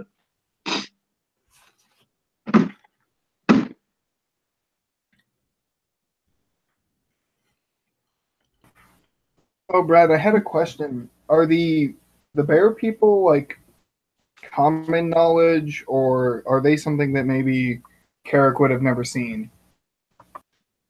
No, they're basically in my setting they replaced Dragonborn as a playable race. But they're common enough. They mainly sort of live around the base of the mountain range where you guys are, more towards the forests and the lower mountain ranges. But at this point, they've sort of come up further to come closer towards the dwarves so that they can sort of guard them during this time of hibernation. But yeah, they're basically probably as common as Dragonborns, and they just live in sort of small clans and different sort of villages around the base of the mountain, mainly. The whole idea of the dwarves like protecting them during a hibernation period, I think, is genius. By the way, it makes so much sense, and it's a cool alliance that's more than just like we trade with each other. Yeah, I've sort of been working on their history lately, and it's sort of I've basically made it tie in all the way back to like the Dwarven gods and the Bear people gods, which basically in my settings pantheon is heavily based on like Maori mythology and how their gods worked. So there's basically the Earth Mother and the Sky Father, and they started together in an embrace together and slowly got pushed apart as the Earth Mother had more children, which is where the other gods came from, and that slowly pushed the Sky Father towards the sky. And yeah, when there was a huge battle basically between all the gods and the old gods and stuff, and the god that the Bearkins worship wanted to stay closer to their mother, so the Dwarven god and the Bearkin god were basically brothers. And yeah, the Bearkin one wanted to stay closer to his mother, so he stayed towards more closer to the earth. And the Bearkin, the Dwarven, one of the Dwarven gods, tried to tunnel into the mountains to save his father. And so that's where sort of their story came from. So they've got like a real tight bond, and they've always sort of got like I guess, a soulmate in a way. They'll usually find like a Bearkin or a dwarf, depending on which race they are, and they'll bond really closely and sort of just be brothers for life. It's a little bit of a lore drop there. But yeah, I've been having fun with it. That's awesome. Oh, a small gameplay question. So I realized after the fact that my AC with my shield was 18, and I wouldn't have taken that hit. But if you want, I can still have taken that damage. I'm fine with that. Oh no! If your AC was supposed to be higher, just take it off. Take the damage off. Yeah, I forgot about that. But you said you had your shield, so yeah, you shouldn't have taken that. So feel free to remove that damage from your HP. Thanks, man.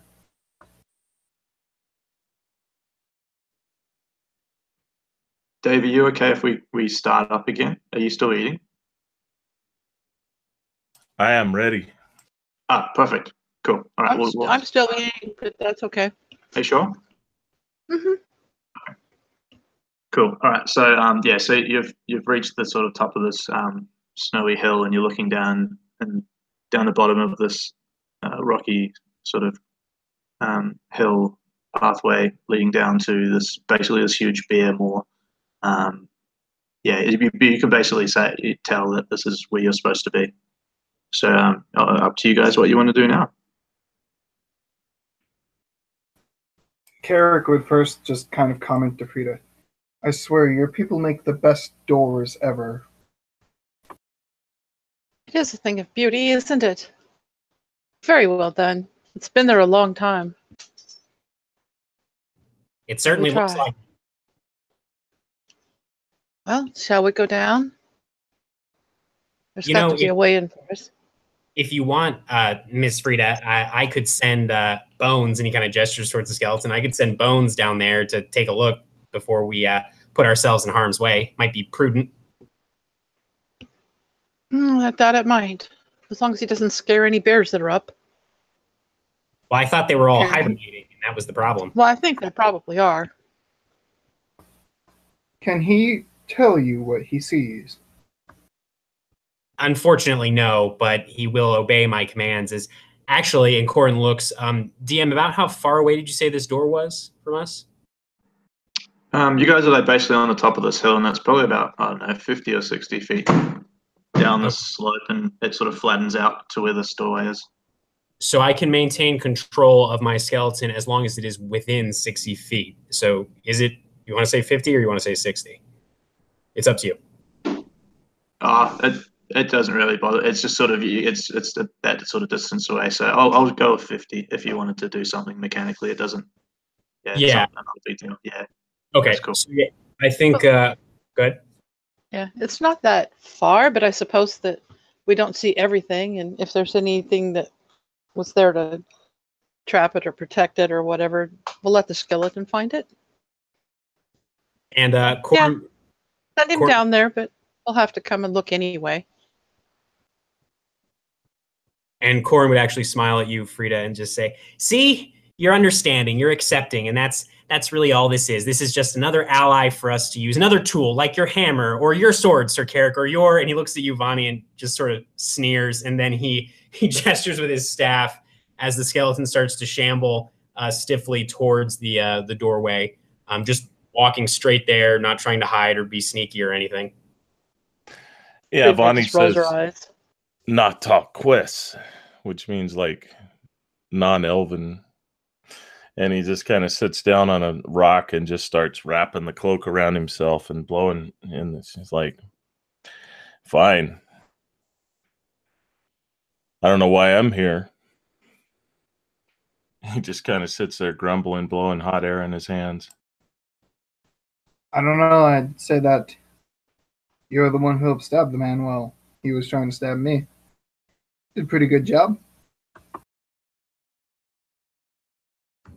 You could always go with Bones and maybe disarm any sort of traps or something that might be on the doors. I mean, you don't have to be completely useless. Frida looks at him. But it's a lovely day, isn't it? It's been such a nice hike. Yeah, yes, agreed. And Carrick's obviously uncomfortable with the comments being made back and forth. Things like, and he like takes another glance at it as it's shambling off. Yeah, I'll go with Bones and check out the entrance. Thank you, Sir Carrick.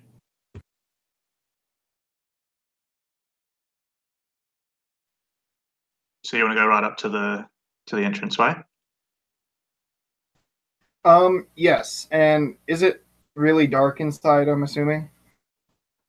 Yeah, so as you get closer towards the two sort of bottom fangs of this doorway, you can see that there isn't actually any door. There's no door to this. It's basically just like a huge cave entrance. It's probably about 20 feet by 20 feet wide, this massive mouth, which is basically allowing for a huge group of bearkin to get in there without being sort of squished together as they move through this cave. And so how close do you want to get? Carrick would probably stand just at the entrance and look inwards to see what he sees, and maybe even do that thing where you hold, like, he'd probably pull out a torch and fail at lighting and then light it again and hold it inwards just to like see if he can see anything inside. So as you pass by the two fangs, which are probably about 5 feet or so out from the actual entranceway, you look to your left, and propped up against the backside of one of the fangs is a Dwarven soldier. He's not moving at all, and he's covered in slash marks. And as you look to your right, you see another Dwarven soldier in the same position with bruised face, not moving. And beside that one is also another shriveled beast man, this one with more of a scarred pig-like face with ram horns coming out of him. There's obviously something that's gone down here. Upon seeing this, Carrick would kind of quickly back up from the entrance and maybe jog up there with Bones, or I'm not sure if he'd stay down there. Yeah, I And think you just hear, Bones is going to stay down there by the door. Go ahead. and you hear him. 2 dwarves, another beastman, all dead at the entrance. I am. Maybe you can get more men. I don't know. And he kind of says that to Corin. Farida looks at him. But we need to get down there and see what's going on. They may need our help right now. We best get moving. Agreed. could've- Although I'm not sure what killed them exactly. Well, I don't know, but I don't want it killing the bears. That's what we're here for. Yeah, Corin might lose his boner. And Corin looks at you, Bonnie. Little and just dwarven humor for you. Part would be better if you just ignored him. just shakes his head. And in Elvish, he says, "You know, you're a real asshole." And then he's going to walk down towards the door where the skeleton is standing. And Frida's like, best you stay behind me and Carrick again. Oh, thank you, Miss Frida, but Bones can protect. Well, I can probably see better in the dark than most of you. This is true. Carrick at this point would, while walking down, be like, I brought some torches for a reason. I am not gifted with the sight you dwarves are. Or probably the elves. Who looks at the elves. But Yeah, let me, if you don't mind, I can check forward since you can't communicate with your companion, and I can actually do that. Plus, it'll allow me to save my sight away from the torch. And he begins speaking in Elven. Just if you listen closely, he's just muttering some arcanic incantations, and you hear him just kind of move his hand forward, and you see another hand just superimpose away from it, but then it disappears. I'm using Mage Hand, and I'm basically going to have the thing start. Excuse me. I'm going to have it start checking ahead of us as. But I'm also investigating and looking for traps and the like.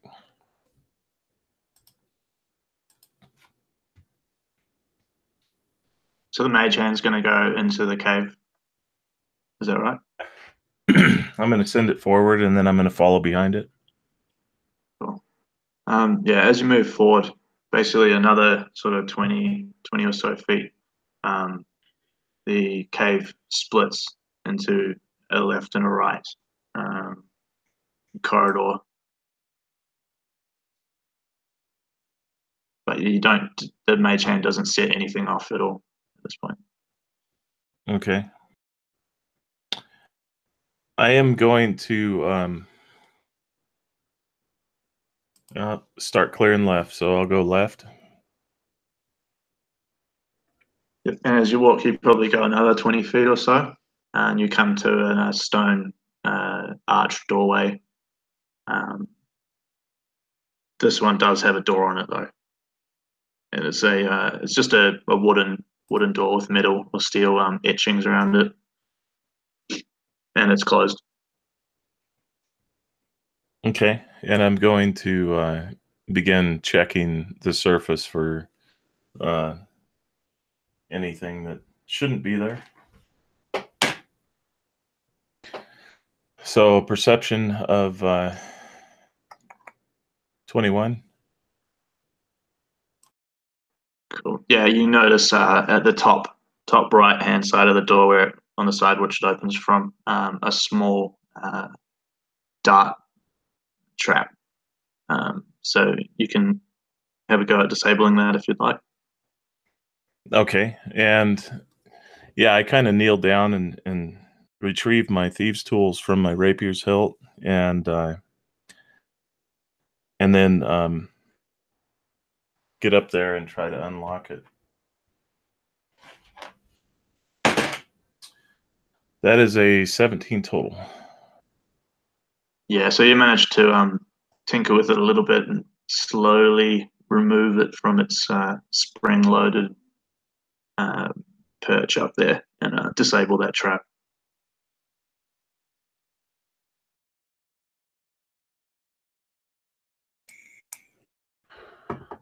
Oh, and I wasn't telling everyone to just stay out there. I was just saying stay like 40 or 50 feet behind me, because otherwise the torch is going to kill my dark vision.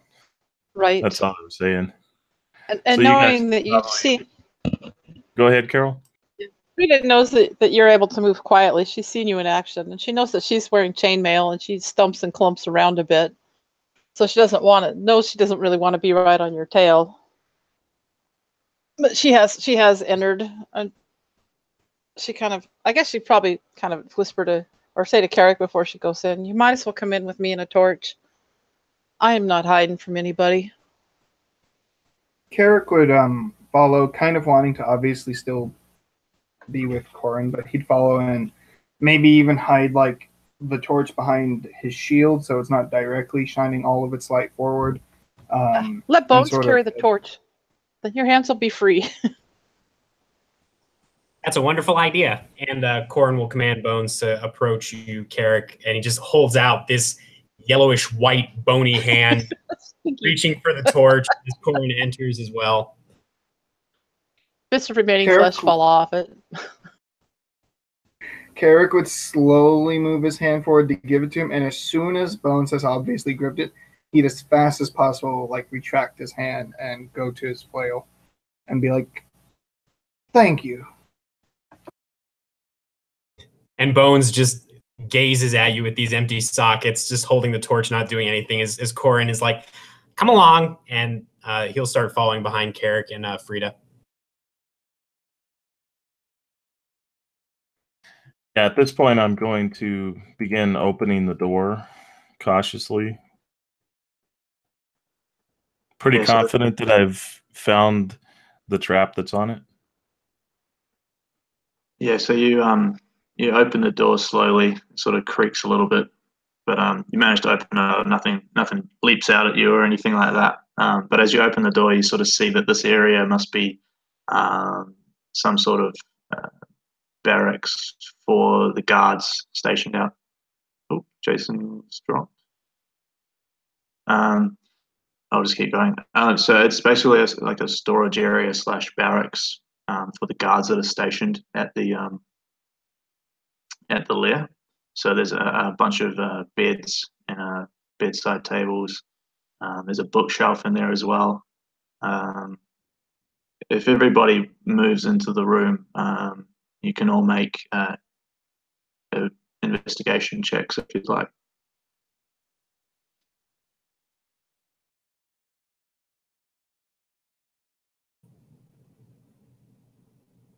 So, Jason, I was just explaining that it seems like this is like a storage room / barracks for the Dwarven guards that are posted here, and everyone can roll an investigation check. Carrick probably wouldn't actually investigate, but would rather sort of guard the entrance or the doorway and look back towards the way they came, just keeping an eye out.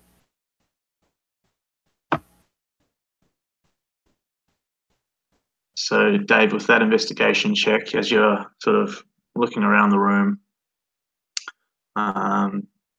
you notice on the bookshelf the two bookends.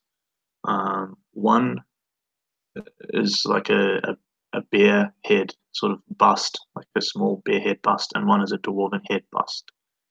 And you can sort of hear a very, very, very faint hum coming from each of them.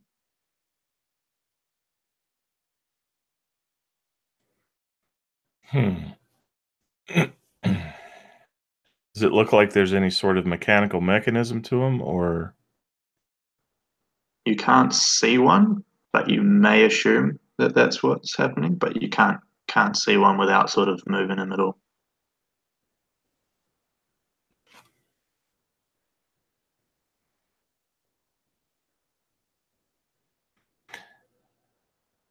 Okay. So I'm going to send my mage hand up to inspect it and start fiddling with. We'll start with the dwarf face. So he's going to like sort of pull it down. Yeah. Or like pull it. Yeah. Yeah, So what it definitely moves and it makes a sort of creaking sound. And as it lets go, but nothing happens. Frida's got Bertha at the ready and her shield in the hand, just like looking around nervously.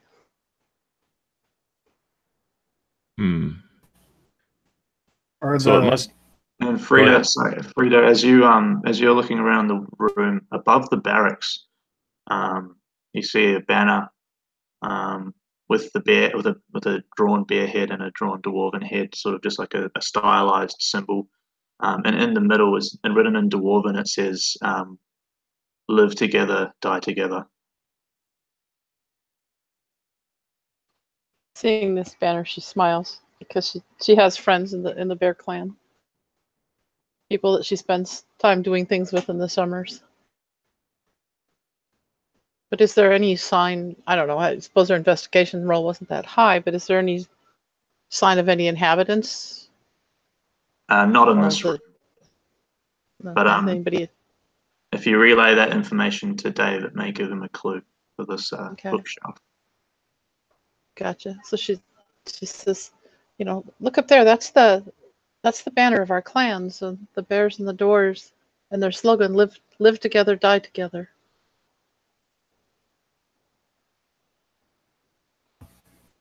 I always prefer the living part of those slogans. Oh, me too.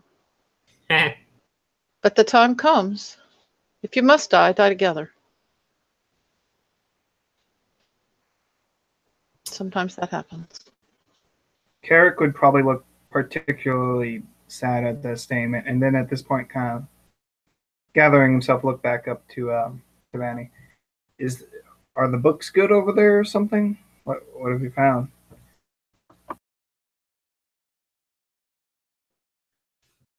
So describe it to me again, Brad. There's two faces. Are they side by side or across from one another? You're just talking into me. Sorry, I just realized. So they're basically the bookends on this, basically like a middle shelf of this bookcase. There's one at one end of the books and one at another end of the books. One with the dwarven head and one with the bearkin head. And when I pulled on one, it made a clicking sound, like it was winding up or something. Yeah, it made a sound, but when you released it, it didn't do anything. Try pulling them both at the same time. Do I have to have two people do it, or? No, they're close enough together to which you could do it with one person. So, Carrick, you asked him this question, and Vanny is appears to be pondering and deep in thought, and so Dave wasn't ignoring you, but Vanny was ignoring you. He's sort of puzzling it together, and he reaches out and he grabs both of them and he begins pulling them apart slowly. And as you pull both of these sort of bookends out and release them, they both make that clicking sound again and then go back into place, and the bookshelf begins to slowly slide to the right, opening up a doorway which it opens up into quite a large expanse, and you can see inside there is basically what you can only assume is all the bearkin's belongings, weaponry, armor, all sorts of other bits and pieces which they've stashed away in here for the hibernation. And you also see to the left-hand side a dwarven, like a shelving unit, made out of stone. And on the top of that, you can see what you'd only assume could be maybe one of the guards' tinkering stations. And you can see that he's started working on something which it looks finished. And it is basically a gauntlet attachment with leather strapping to sort of strap to the top of your gauntlet, with a crossbow-like mechanism and a little slot on the top in which you can actually fit vials of liquid or other things like that, and you see next to it is a pocket pouch with 4 vials of acid in it.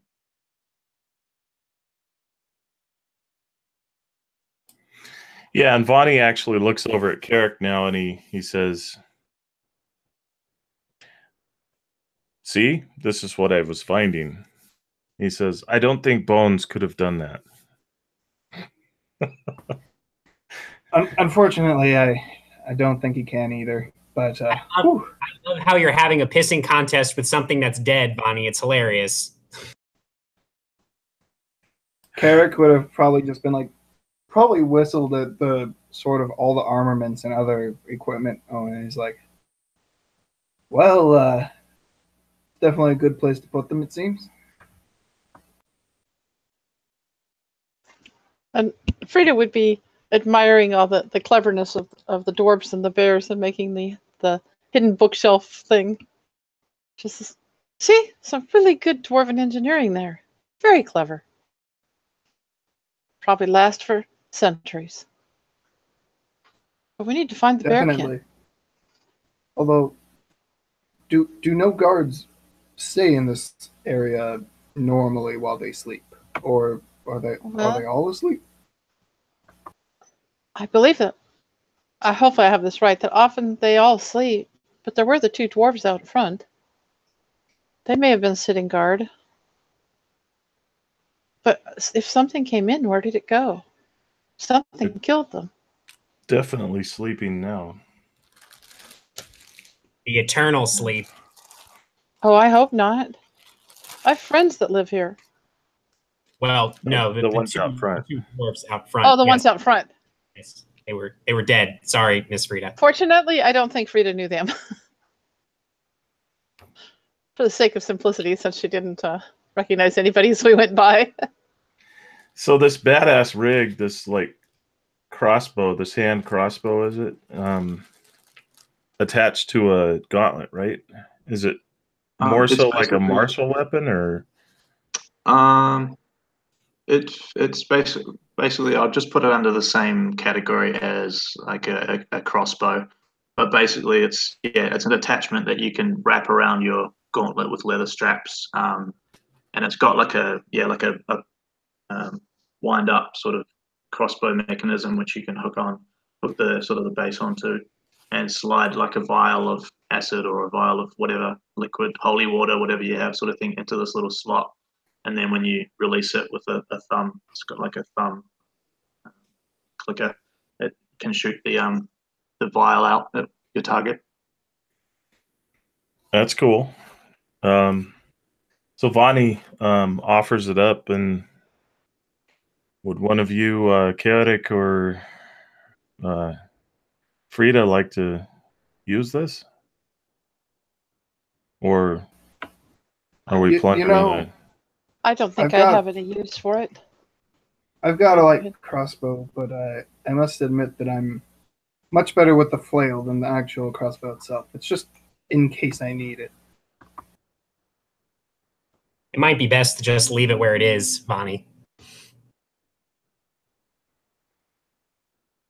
No, you're probably right. As he turns and he picks it up and he puts it in his backpack. And he starts looking around. It's nonchalant, and he's going to do a sleight of hand. Bonnie, do you have skill with those?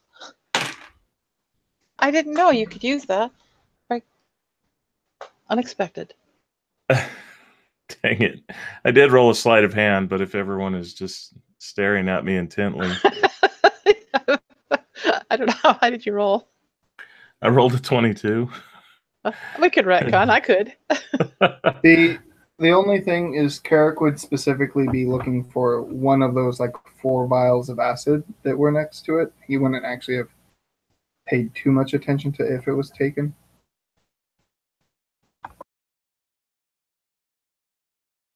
And Corin doesn't really care one way or the other. So are you equipping that, Dave? I am not, because I'm not trained in crossbows. I'm only trained in hand crossbows. So but he is taking it because it is new technology, and he is a thief. So yeah, no, you can use it. You don't have to be proficient in crossbow. Sorry, I was just meaning in terms of how it mechanically worked, like 1 round to reload and all that sort of stuff. Yeah, anybody can use it. I'd just sort of simply classify it as a simple weapon. It's basically all you have to be able to do is pull back that the sling and load a vial in there. So it's not a complicated weapon. So anybody can use it if they wish. Excellent. Well, then I'm going to start strapping it on my van brace that I'm wearing and checking it out. Pick up like a vial or two and then load it. And then continue looking around. If you leave behind one of the vials, Carrick would pick one of those up. I think he said there was about 4 of them, so I only grabbed 2 of them. Yeah.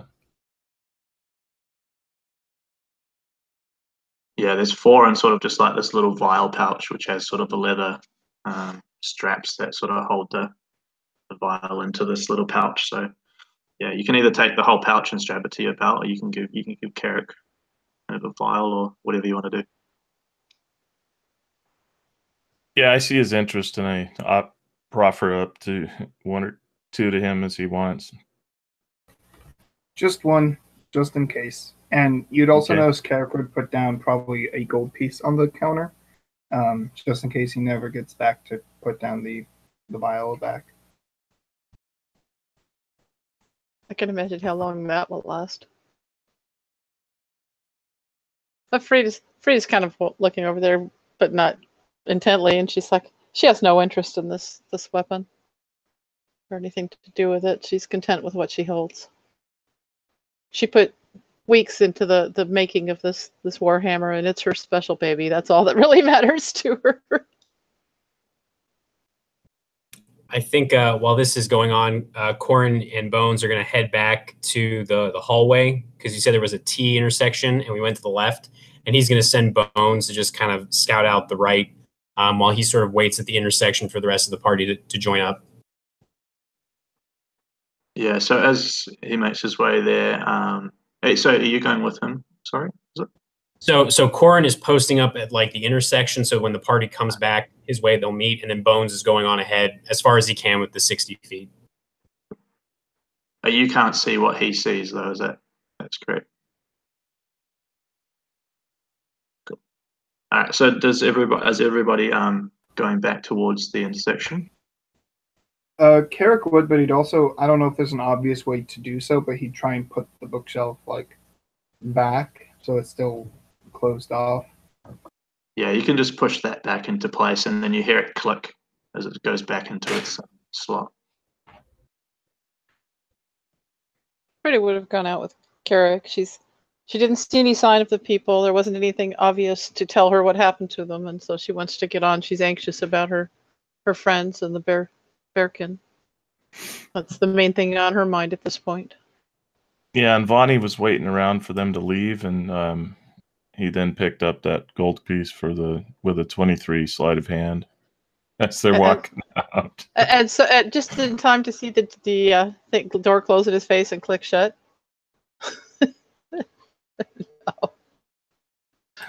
No. He breaks out his thieves' tools and starts working on it. Just kidding, of course.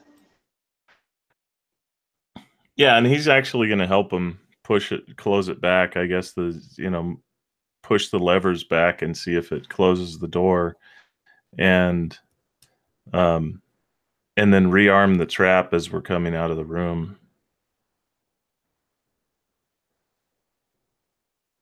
And then come back to where Bones is. And his master, Corin.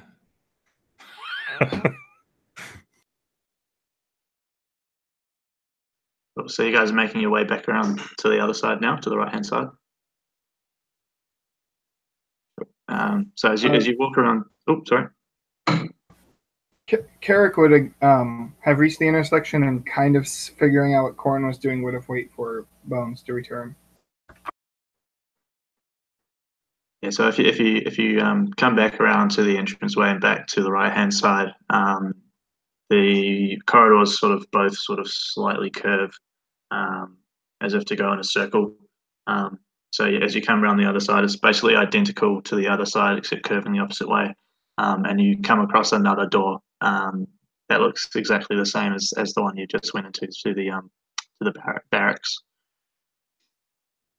So nothing messed with Bones while he was moving around, essentially? No, No? he's fine. He's fine. Okay. Yeah. So yeah, then Corin would have him come back, and then yeah, he would just proceed to the door, I guess, just trying to keep an eye out for anything unusual while he waits for the group.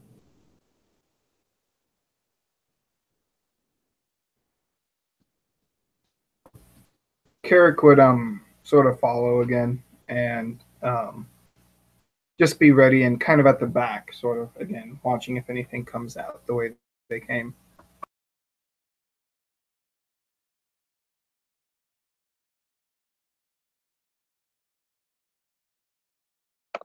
Yeah, I saw Dave just roll for perception on that. So yeah, it's basically the same trap that was on that other door is on this door. There's nothing too complicated about the traps in this area. They don't really get too many intelligent creatures coming out through these ways in the mountains. It's mainly just either other dwarves or there's just different beasts and all that sort of thing. So the trap situation is not too difficult in this first part of this cave, mainly just to keep creatures out. So you can try to disarm that one if you want, Dave. Am I at advantage because I have? Well, it doesn't matter. I rolled too low. So it'd be a total of a 12. Yep, that's just enough to disarm this one. It's a very simple trap. So, and I would imagine that I actually click it, and you see me just do a backflip, like flying out of the way, and like I'm probably land worth like in a, moving out of the way of the dart. I meant to do that. Sure, you did. Course. Let's get on through. Is this just another barracks or?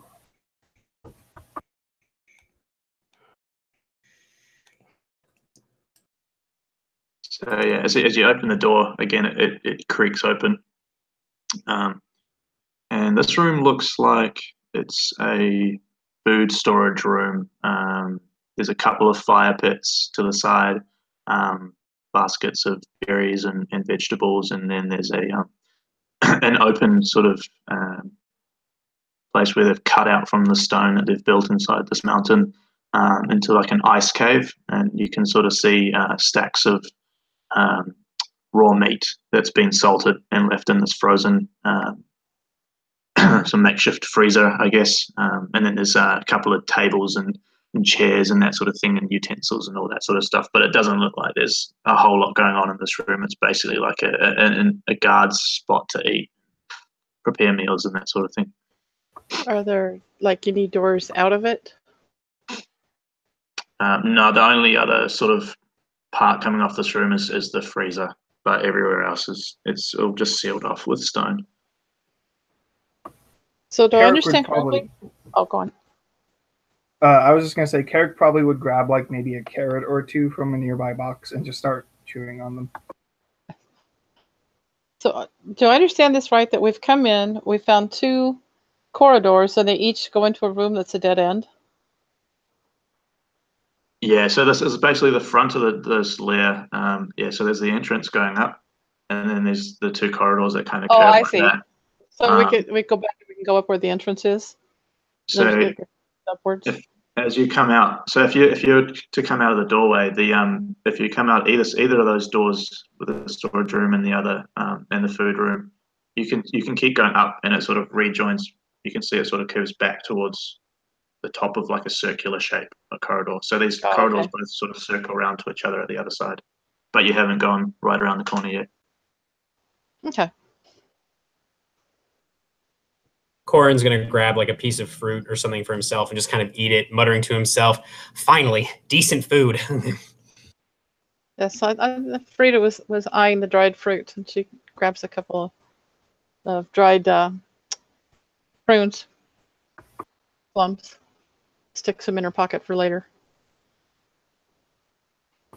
You just hear Carrot going, but what about the feast back there? I thought that was pretty good. Well, it's been a long afternoon. And all that rich food, it plays havoc with my stomach.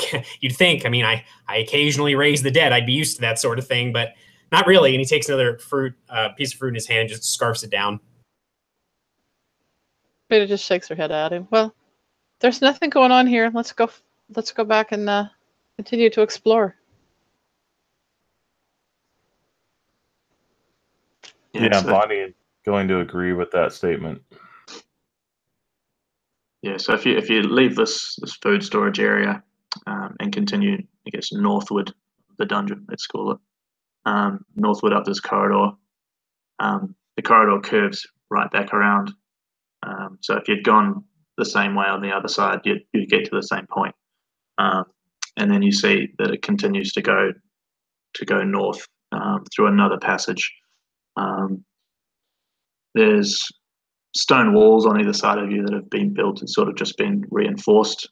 This sort of a tunnel, and down the sides of the tunnel, about every 10 or 15 feet, there's probably about every 15 feet there's a sconce on either side of the wall with sort of a glowing blue torch light to light the way down this tunnel. And you can see at the other end, it's only about 50 or so feet down this long tunnel, a couple of just wooden double doors arched up like that. Miss Frida, question: Have you been inside this place before? Corin would say as he kind of walks up next to you with the skeleton shambling behind him. Yes, I have. I assume. Speaking out of character here, I assume I know something about the layout of this place, that I've been here. Roll me a d20, just a straight d20 check. All right, that makes sense. I rolled a 19. Yeah, okay. Yeah. You probably even been to this particular, or maybe not even this particular one, but you've been inside a lair before, and they've all got a very similar layout. So there's a barracks and food, and then there's this main corridor that leads down into the basically towards the sleeping chambers. Yeah.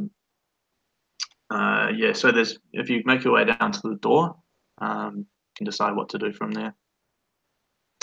Yeah, are there any signs of anything having been down there, like trap sprung, doors, clawed at, or anything like that?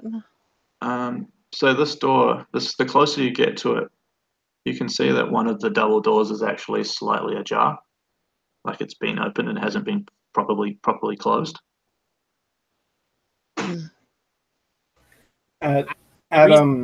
Frida, is I just wanted to know what is beyond. Do you know what's beyond this door? Is this where the Urska are, or are they deeper in?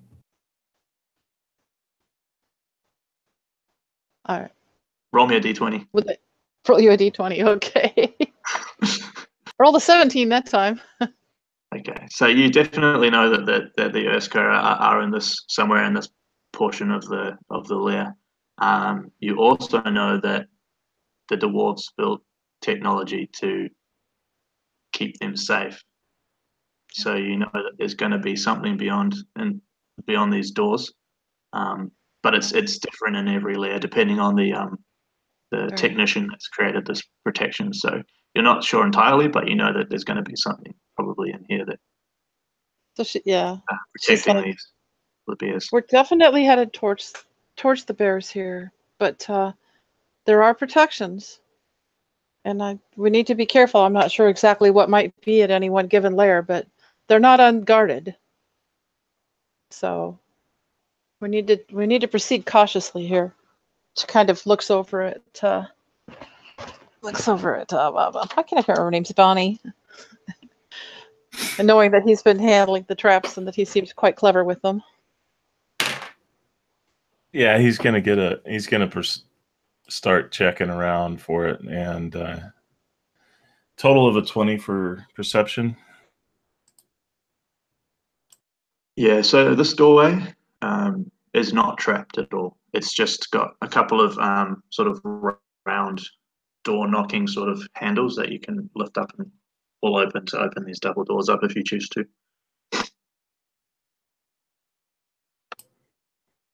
Looks to be fine. Maybe you and Bones can open it. Well, maybe Bones can. I mean, I'm sure he could. And Corin gestures with his staff. He'll actually take the torch from the skeleton and hold it in his free hand as the skeleton starts to pull the door open, if that is possible. Yeah, so he pulls the door open. Nothing happens. There's no trap or any magical effect. It's basically just a door to keep the cold air contained in this chamber on the other side of the door. You can see beams of light coming through small holes in the top of the mountain that sort of crests above this chamber. It's a big open expanse of snowy and rocky. There's a bit of snow in there from through the holes in the sort of the top of this makeshift roof, I guess you'd call it, where there's been cracks in the mountain and that sort of thing. And the pathway across this cavernous expanse, about 40 feet or so, this massive stone bridge. And on the other side of the stone bridge, there is a platform where it connects. And in front of that platform is about 20 by 20 foot of sort of stone flooring and a massive stone doorway the other side.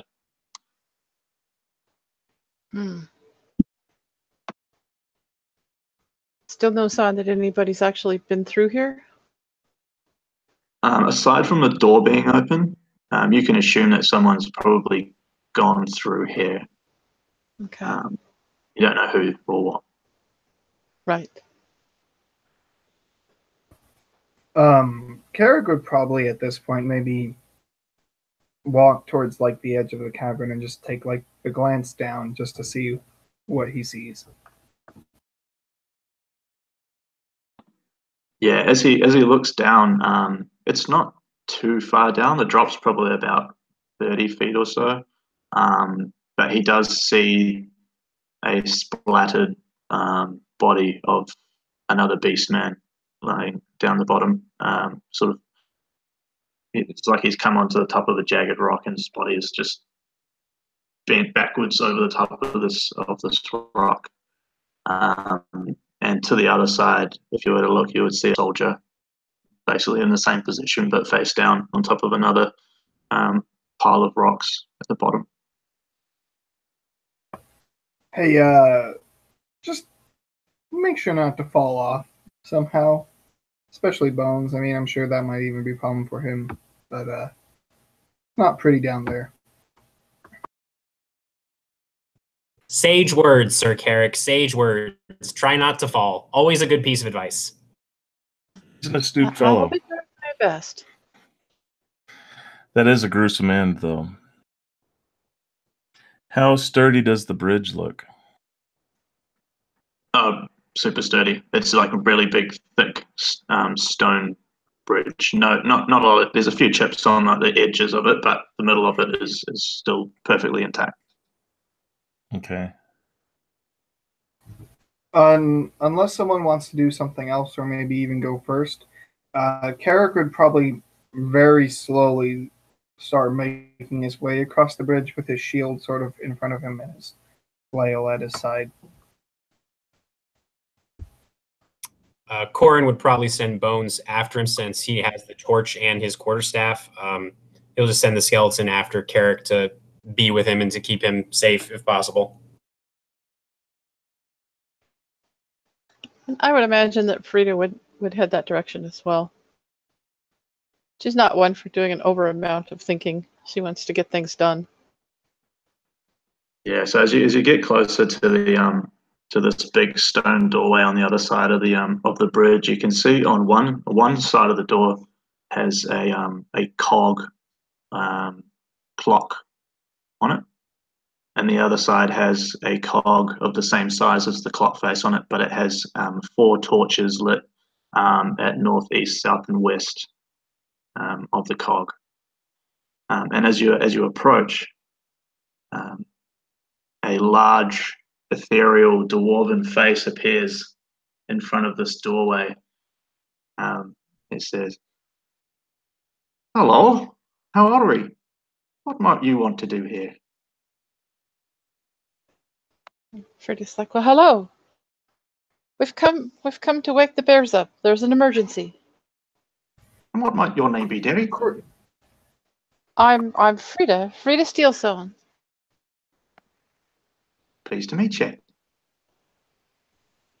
You're here to wake the bears, you say? Yes. Yes, sir. Carrick would probably look back to the rest of them and just kind of shaking his head go, of course the door talks. The Burning King is coming. There's an emergency.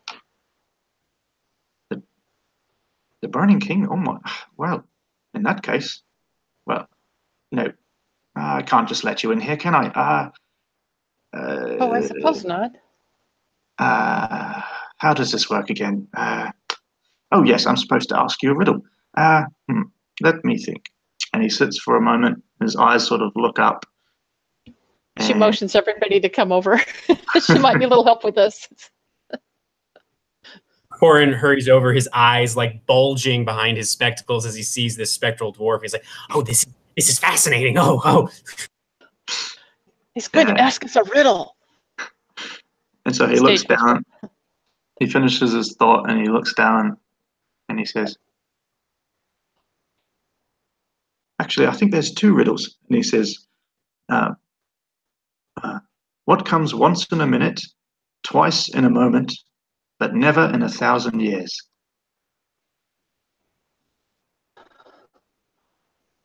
Frida looks towards your companions. Carrick would look at them. I'd say a second, but I know there's a lot more of those. Could you repeat that, please, spectral dwarf, sir? Yep. He says, "What comes once in a moment? Once in a minute, twice in a moment, but never in 1,000 years."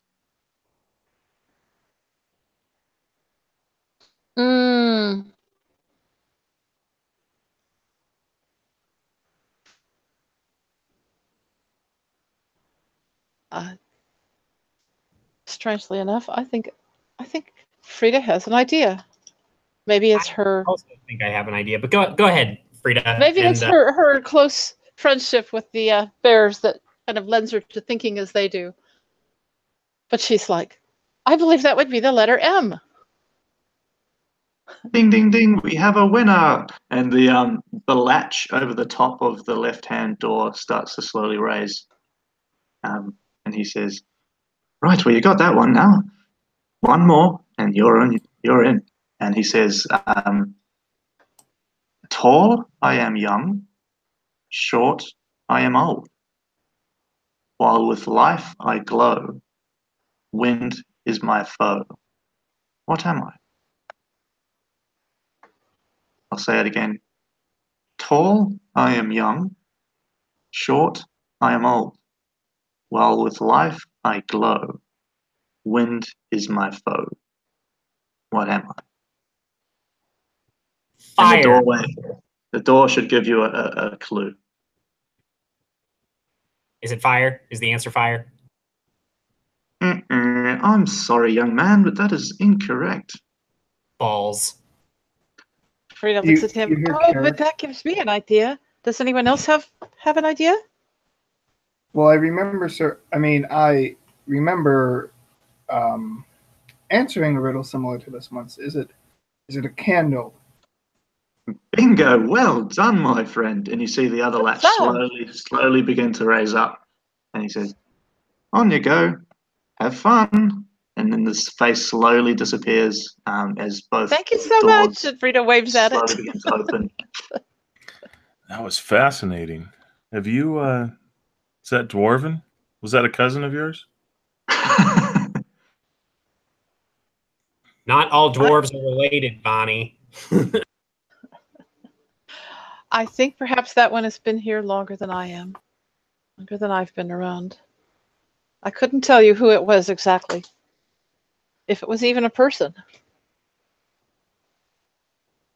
But we did well. So this isn't a thing dwarves do on a lot of their doors, right? This is just this door. It's dwarves like their puzzles and their tricks, and bears have a sense of humor. Notice she's not saying dwarves do.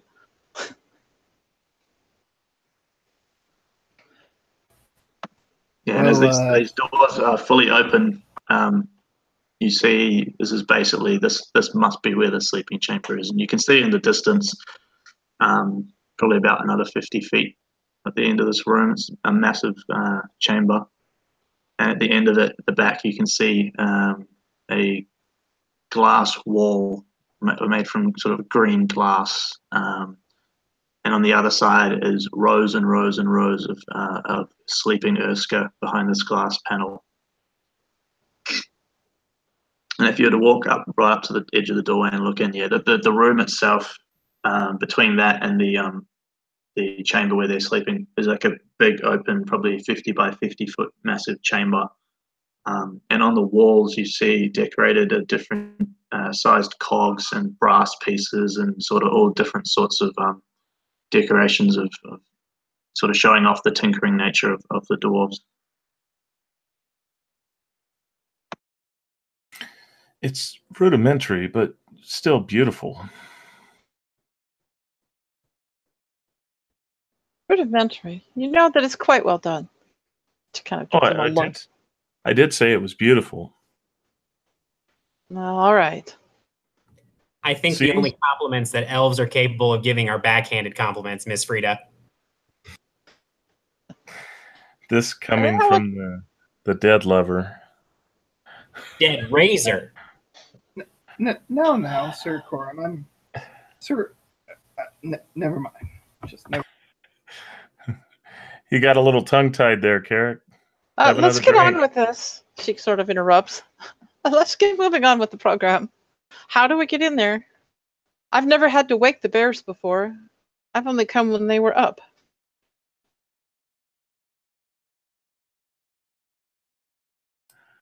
The bears. Do you just bang on a shield or something?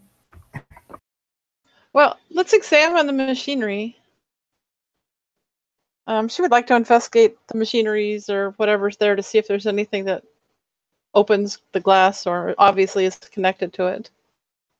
So you're moving towards the glass. Sorry, you're moving towards the glass door. The glass.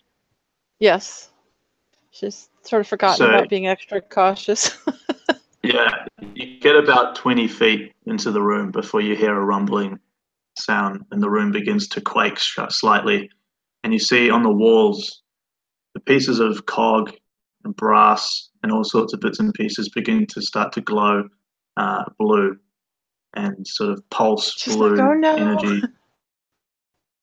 And they slowly sort of come off the wall from both sides of this chamber and slowly come together and piece together this sort of clockwork, massive clockwork soldier with a brass head on one side of a bear and on the other a dwarven head, sort of like an Eton, sort of like a two-headed giant in a way.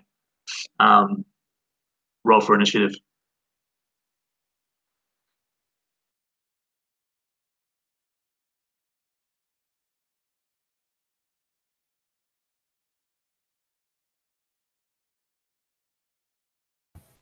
Carrick is just stunned at what he's seen.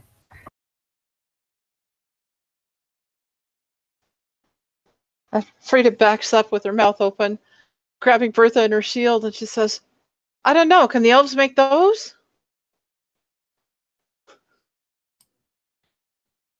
Yeah, it wouldn't be made out of metal, though. Ironwood. Probably be made out of poop. Only in the poop spine or what?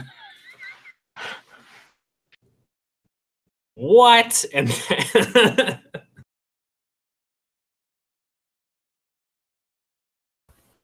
Do you think we can just ask it to let us wake the bears?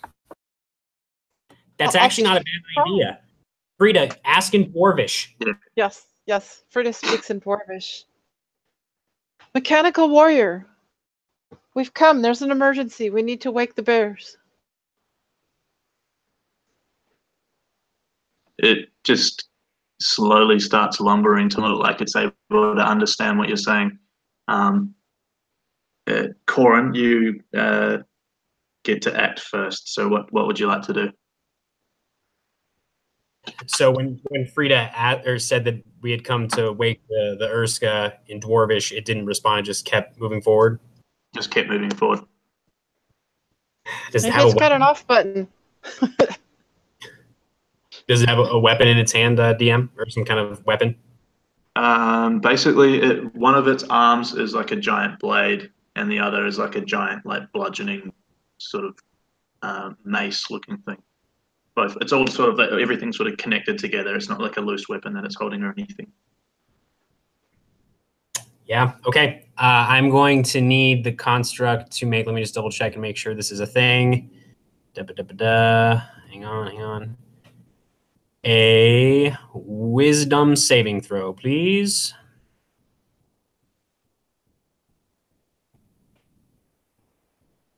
DC is going to be a 15.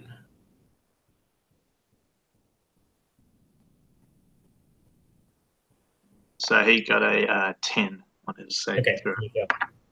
So Corin turns again to another facet of his pinkish purple crystal staff and again mutters out in this sort of fluid, almost serpentine language. And how I'm going to flavor this just because I think it's cool. So even though this thing is a construct and it probably doesn't have a mind per se, it has some sort of, I don't know, arcane focus or power that animates it. A name is spoken within this construct, the true name of the architect, and it racks this creature with awful pain and agony as it takes a grand total of 6 points of necrotic damage from Toll the Dead. And then Corin is going to gesture with his staff, and Bones is going to surge forward and attack if I can get him over there within 30 feet, if that's possible. Yeah, you can do that. Yep, he's probably halfway across the chamber now, so he's probably about 15 feet away from Frida. So, got it. So let me roll that d20. Ooh, that's not great. So yeah, Bones is swinging that the short sword of the sword that he had. That is a 14 to hit. That does not hit, unfortunately. All right, so I kind of imagine the blade kind of hits one of these bronze or brass pieces extending from the creature and just bounces off, but the skeleton doesn't seem particularly upset about it because it's a skeleton, and that will end Corin's turn. All right, Vanny, you're up. Okay, how tall is this thing? I'd classify it. It's probably about like 15 feet tall. Okay, and there's a lot of nooks and crannies on it for climbing. Yeah, there's a whole bunch of it's made up from all sort of cogs and brass pieces and stuff like that. So you could try and get your fingers into different gaps and climb around it. All right, so I am going to pass between its legs and start climbing up its back, or just come around behind it. Start climbing up its back, and I'll make a climb check. So that is a 16 plus strength is 17 to climb it. Yeah, you can climb it, but you're going to have to take give me a dexterity check as well. Okay. So make it. Can it be acrobatics, or is it straight dex saving throw? Yeah, acrobatics is fine. Yep. So that's a 26. Okay. I'd also have a feature ability, which is second story work. Climbing no longer costs extra movement. In addition, you make a running jump. I didn't jump, but yeah. So anyway, that probably helped. Yeah. So you can choose what you want to do here, but basically, so you can either stay holding on to this thing and take take the half damage. Basically, what's happening is as you touch it, it pulses again blue, and sort of arcane energy comes out of this thing. Like a reaction? As force damage. Yeah, so as a reaction. So you can either take the half damage or dive away from it and escape the entire damage with that dex roll. I'm going to use my reaction for uncanny dodge and half the half. So that just breaks it down to like a quarter of what the damage would be. So a quarter of that would be a grand total of 2 force damage. Okay. It's just sort of a little like pulse, like a quick little pulse of energy. No, that's cool. And he just grits his teeth as he's climbing up this thing. And as he gets near the top, he's muttering to himself, trying to think back out of everything they've gone through since they've. And I'd like to make a perception check looking at like the neck area to see if there's any sort of way to break the mechanism, thinking, with my thieves tools or whatever. I have the ability to, break locks and so on. I'm just thinking off chance I might be able to somehow shut this thing down. And while I'm standing there doing that, I'm muttering, "We live together, we die together." So whether that helps or not. Yes, so the speech doesn't affect this construct at all. It continues to do what it's doing.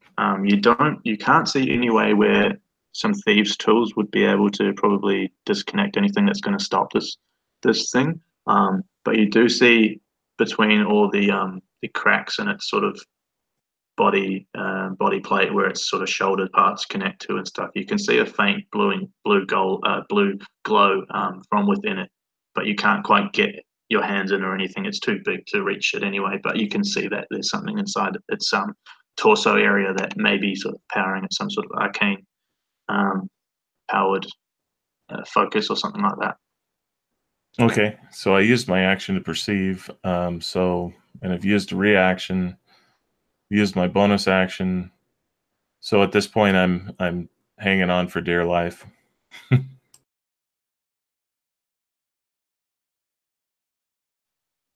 All right, so Frida is up next.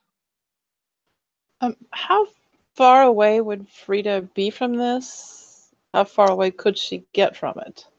You're probably about 15 feet away at the moment. It's sort of as you came in about probably 20 or so feet before this thing started to form. Backed up a few strides, she could be 20 feet away from it. Yeah, for sure. Yeah, because that's about how far she needs to be in order to throw Bertha. So she backs up till she's in a good throwing distance from this and can get a good aim at it. She gives Bertha a whirl and throws it just right at the big main body section, that being an easy target, and a total of 28 to hit. I'm pretty sure that's going to hit. Sadly, it is not going to do an enormous amount of damage, but nonetheless, that's 12 points of damage on the first attack. And Bertha whacks it and comes flying back to her hand as she's waiting to throw again. And she's going to try it again. And this time she's going to roll a 1 to hit, which is and max damage, of course. That free roll the damage, it doesn't matter. So she this time her second throw once again just seems to go wonky. What do you want me to do with it? Was that another natural one? It's a natural 1 for her attack. Yeah. Yeah. Okay. Yeah. Roll me a D100 again. Can't believe. Okay. Fantastic. It's 13. Yeah, so as the hammer comes back towards you, it just completely misses your grip and flies back about right basically into the back of the stone door. It's not probably too far behind you, but it's probably about 15 or so feet behind you. Clangs against the door and then just falls to the ground. Well, she still has like 20 feet of movement, so she's gonna go back where it is and pick it up. Cool. And she's like muttering under her breath the whole time, "Bertha, what are you thinking?" And did you want to do anything else on your turn? I'm not sure what else you can do, but Let's see what else I might be able to do really quickly here. Actually, yeah, I think this would be a good time for me to use her action surge. So she gathers up all her energy because she's unhappy at having messed up this throw so bad, and she gets another attack. At least it's a total of 12 points to hit, which probably doesn't. yeah, and unfortunately the 12 doesn't hit, so it's She's shook up a bit, throws Bertha again, but she's not really well balanced. Then Bertha comes back, but Bertha misses. She may even slightly glance off the heavy armored body. This thing's got to be pretty tough. But it didn't do any damage. yeah. So as your hammer comes back, the construct with this sun elf sitting basically on its shoulders begins to start spinning. Its midsection starts to spin around. So Dave, I need you to give me a strength check, please. Gosh.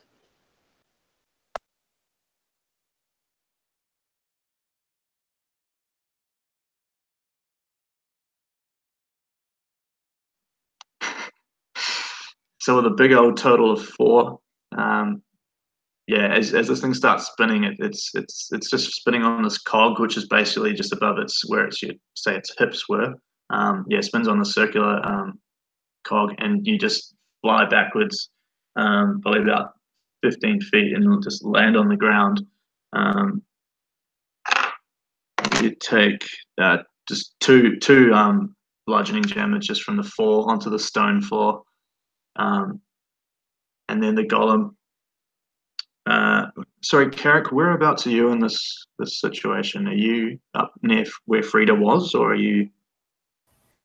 Carrick's actually probably next to Corin. He had walked into the room, but he hadn't really advanced farther in before Frida had. And once everything started moving and doing all the magical stuff, he just was standing with his mouth wide.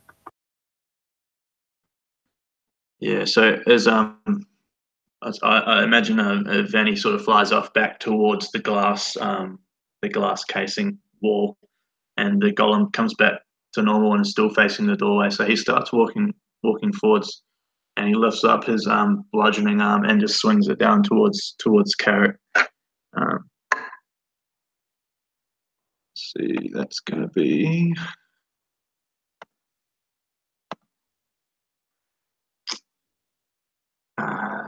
No, 13 on that one, so that's probably not going to hit, I'm guessing. No, so Carrick probably, seeing this, would have moved to dodge out of the way and just kind of got his shield bashed just by like a grazing blow and pushed back farther. Yeah, and as he gets pushed back, you see the golem raise up with its second arm, with its blade, and come slicing down from the other side. That's going to be a 21 to hit.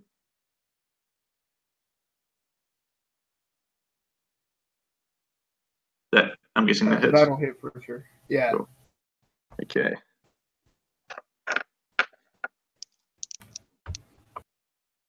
That'll be 12 points of slashing damage as that blade just sort of begins to cut into the top of your pauldron. And that is the construct's turn. So we are back to Corin. Did Carrick get a turn? Oh, sorry. Carrick's I thought I was last on initiative. Sorry, you're right. Carrick, respond. So having just been utterly wrecked by this, he's just sort of like gathering himself, and maybe Corin hears this, but he would start chanting to himself, sort of like, Sir Carrick could do this, Sir Carrick could do this, Sir Carrick could do this. And with that last statement, he would sort of swing his flail up and strike twice at the great brass golem. I'm assuming a 15 doesn't hit. No, 15 doesn't hit, unfortunately. Okay, how about a 22? 22 will hit. Cool. And I will use one of my maneuvers to do a pushing attack. Is this thing large or is it bigger than large? I would say it's the next step up from large. I think it's Okay. huge. Is it the next step from large? It's I'm quite not- big. It's nearly 20. It's between 15 and 20 foot tall. Yeah. Okay, so it doesn't really have to make the strength check, but I get an extra 3 damage for a total of 11 damage.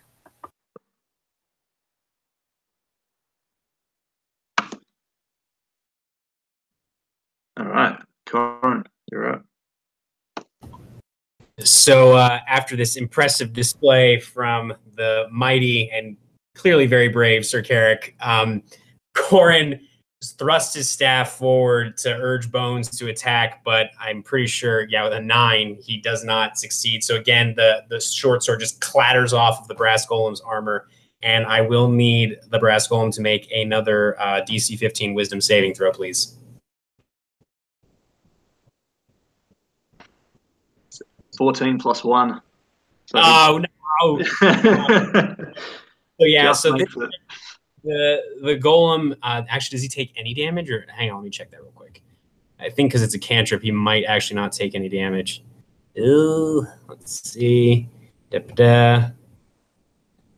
Yep, so it does nothing. So it probably hears like this faint whisper, but that's about it. And Corn is actually going to move a little bit further back if he can, probably like 15 feet back or something like that. Cool, no worries. And Freda, you're up. Let's see. Did Bones do something? Oh, that's right. Did you? And Bounty. Then Vonnie? Yeah. Yeah.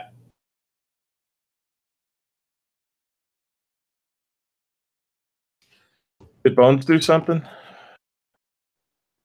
Yeah, his attack missed, so Frida, you're up. It's Vonnie before me. Yeah, Oh, sorry. Jason's just trying to cut me Bonnie. out. I'm messing up the initiative real bad. Yeah, yeah.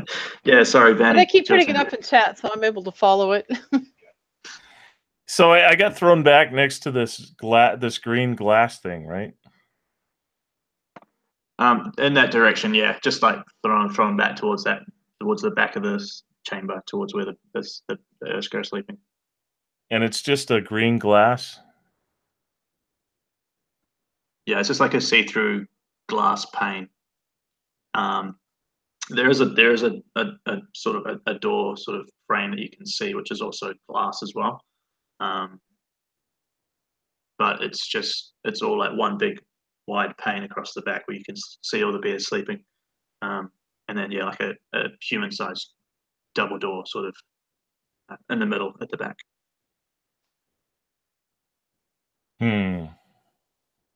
Considering whether or not to try to pick it or not.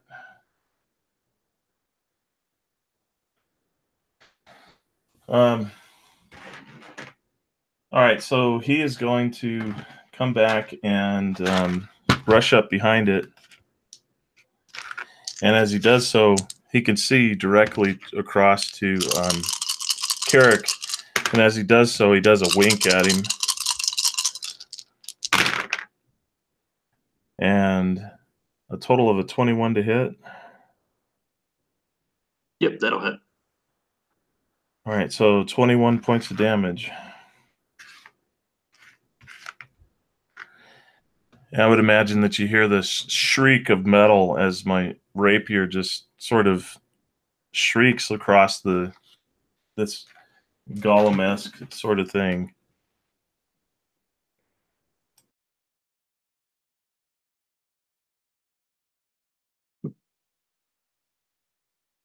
Is that ending your turn, Dave? Sorry. Yeah, that does end my turn. So. Okay. Cool. And then Frida is up. Yes, all right. Well, she's going to see. She's going to go ahead and whirl Betsy around and give her a toss. Once again at the torso of this thing. And this time we get 28 to hit.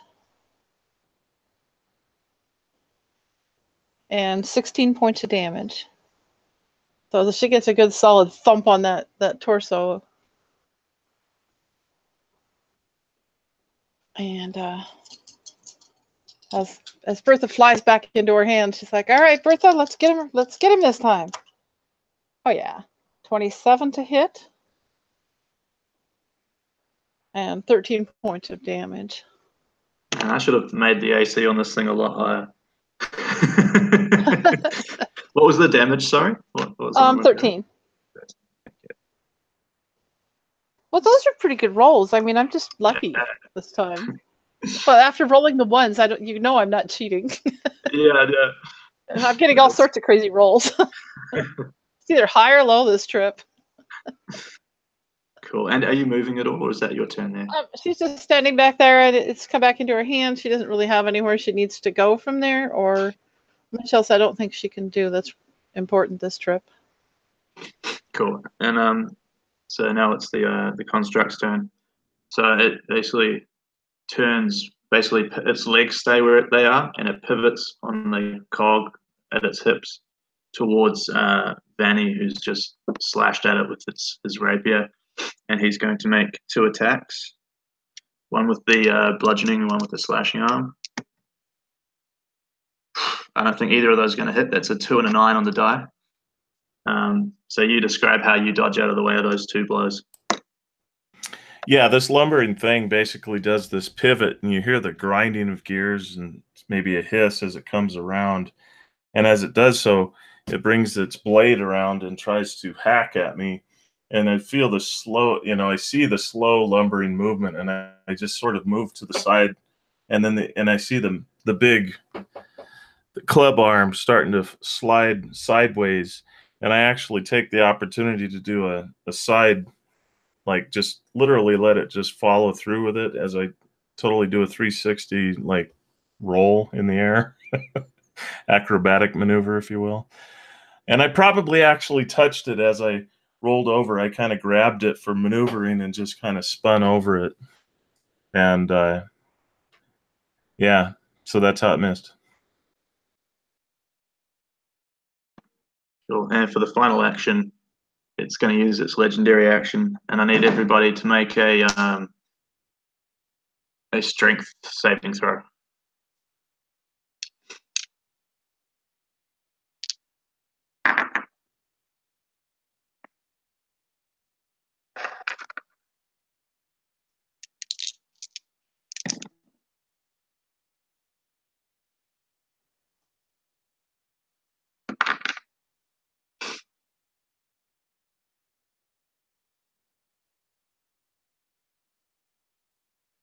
Okay, so Corin and Freda, you guys managed to maybe hide behind a pillar or something in here, and you dodge out of the way of this arcane blast that emanates from this torso of this construct, just comes bursting out. But Dave and Corin and Vanny, you both take 19 points of force damage and are blown back another 10 feet away from this thing. Yeah, and I would imagine that Vonnie is a little too full of himself at that moment. He thought he was just on cloud 9, like, I just fucking pulled that maneuver, landed it, and then it's like, oh, fuck. He's just slammed back, and he's still in the moment, though, so he's able to use his uncanny dodge to half the damage on it, so still rounded up. But yeah. Cool, and then that would take us back to Corin. Actually, let's use the Carrick. I always do that. I'm sorry. It's all good. He's blown back anyway. So Carrick, after just getting knocked back and nearly falls on his back, but he manages to hold himself up with his shield. He sort of shrugs a bit and grimaces and looks at his wounds, but pulls through. And I'm gonna use a second wind to get some HP back. So let's get that. Oh, nice! I got 15. I got the best I can. So that's great. And he he's just like, Sir Carrick could do this. Sir Carrick could do this. He could do this. I can do this. And with that, he runs forward to make another 2 attacks. Does a 20 hit and does a 17 hit? 20 hits, 17 just misses. Okay. And so with the first swing, he'll end up doing a 13 damage with the flail, and he'll just rack it across its back as it's got it turned towards him now.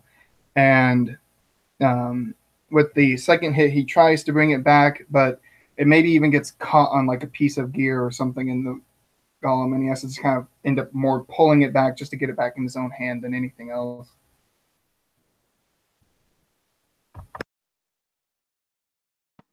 And what was the damage on that second attack, sorry? The second attack missed, you said, right? Oh, the 20 hits. The 20 hits. Oh, that was 13 damage.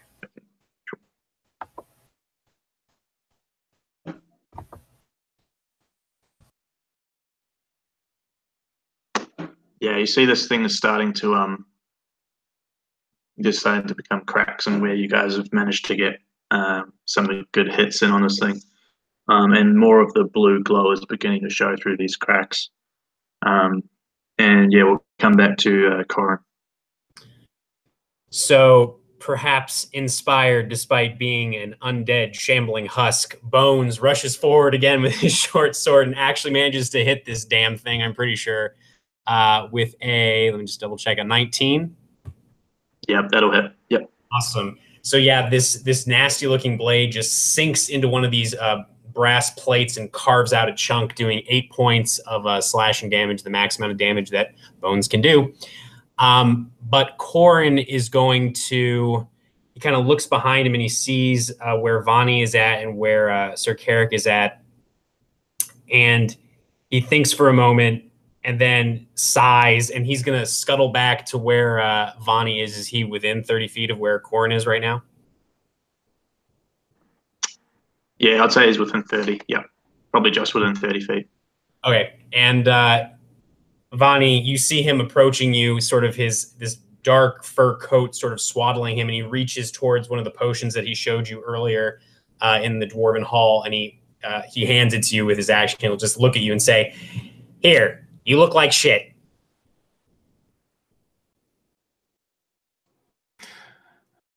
Oh, thank you. You're welcome. I guess, under the circumstances, you look pretty regal. And Corin kind of tilts his head, and then he smiles, like uncertainly unaware if he's being made fun of, and he just turns back towards the brass golem.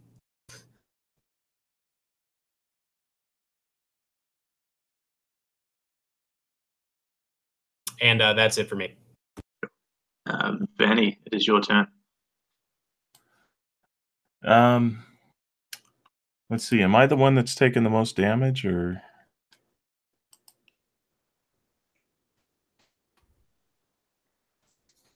Carrick took a lot, but he looks relatively all right now. Okay.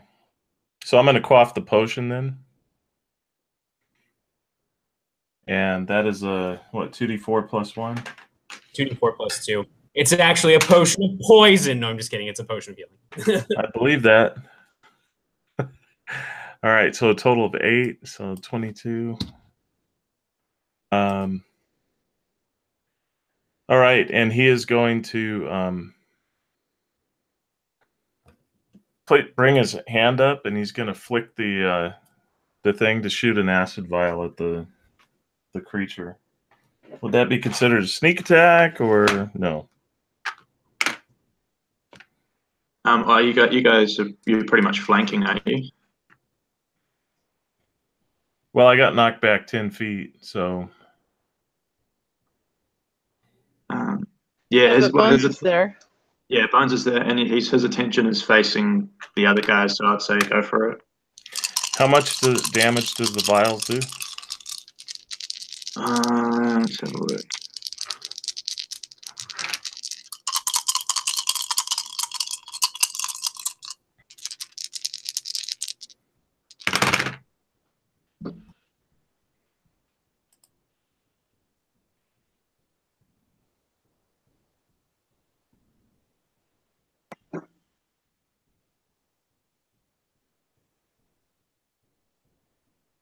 It's 2d6 acid damage if you hit. Oh, okay. So total of I'm using my short bow bonus, which is a ranged attack, so 19. Yep, that'll hit. 10, 11. He can't hit for shit. A total of 20 points of acid damage. Yeah, and you see as you fire off this vial of acid, where it hits the brass and the pieces of brass and bronze and all these parts of this golem start to dissolve. It just seems to be eating away at the outer shield of this thing, and it makes a huge hole in this portion of the construct where you've hit it, and it looks really, really worse for wear now. And the blue is just shining out of this massive gap in the side of this thing. Frida, it's your turn. Unless you can do anything else, Dave. I'm going to move in again so that I'm within attack range. Actually, I don't need to, so I'm going to stay where I'm at for now. Yep, that's it. Cool. Yeah, Frida's quite encouraged by seeing the damage this thing is taking, and so she gets Bertha, and she winds up and she's going to try to just run Bertha through the middle of one of the gaping holes, and I don't know if it'll make any difference if Bertha hits the blue glowy thing in the middle or not, but I don't know. Is there something solid there or just a blue glow? Can we tell? You can't see anything solid, but that doesn't mean that there isn't something in there. It's just glowing so brightly, powering this thing that it's hard to make it up. But that's what she's aiming at, and the first attack is 23 to hit, which probably hits. Yep. And then it does 20 points worth of damage. As that hammer goes through this gaping hole in the side of this thing and passes through the middle, through the blue glowing light, I need everybody to make a dexterity saving throw as this thing just glows bright and bright and bright until all the cogs and everything just shatter, and it just basically just blows up. Do you want Bones to make a separate dex save or just use Corin's save? You can just use Corin's, that's fine. I don't move real fast in my armor.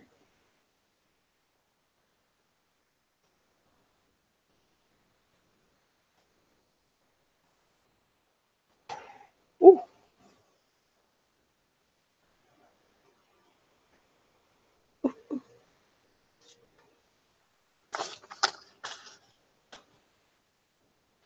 Okay, so Dave and Corin, you're able to, like I say again, just get behind a pillar or some sort of rock that's the large rock from the mountain that sort of passed through the bottom of this chamber floor before this thing just completely explodes.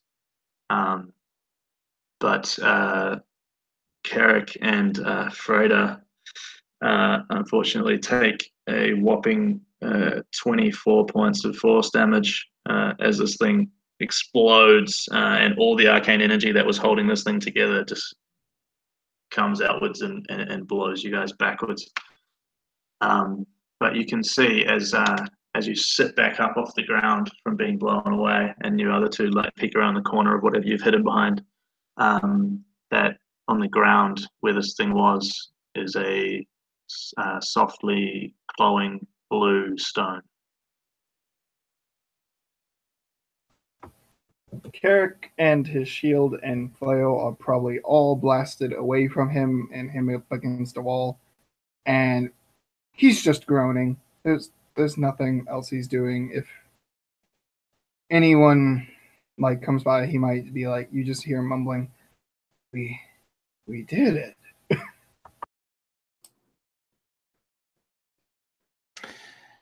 Yeah, and actually Vonnie gets up and walks over to him and, wow, Carrick, you look like shit. And yet I still look better than you. Oh man. While this exchange is going on, Corn is going to have Bones go and get the glowing stone unless somebody stops the skeleton, and then he's going to come over to Carrick with a potion, one of his other potions of healing. Yeah, Vonnie was actually reaching down to help him up, and then he's like, oh man. He turns and walks away. And yeah, Frida got pretty beat up on that one too. She's kind of doing struggling all right? back to her feet. I felt that one, and she's actually pretty beat up. Dwarves don't talk about that though. No. She's doing all right, and you'll notice that she's obviously kind of bruised and battered and possibly bloody underneath her clothing. Maybe she's got a bit of a bloody nose, just kind of wiping away. After drinking the potion, Carrick would kind of prop himself up with his shield nearby, and he's like, "Hey, Frida, that's a great story to tell, right?" Oh yeah, we'll sit at the bar and we'll tell them all, won't we? That's as good as any of the ones you told in the bars already, isn't it? The story of the heroes that exploded, and Corin's gonna go over to Frida with another healing potion, as long as Carrick looks all right. And Bones Actually, is stone if possible. let's see. She is perfectly capable of doing. There it is.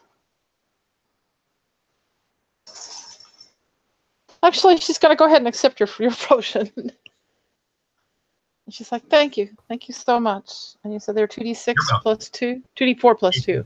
Yeah, just standard. Okay. Carrick probably still looks pretty beat up, but he would refuse potions if you tried to give him it.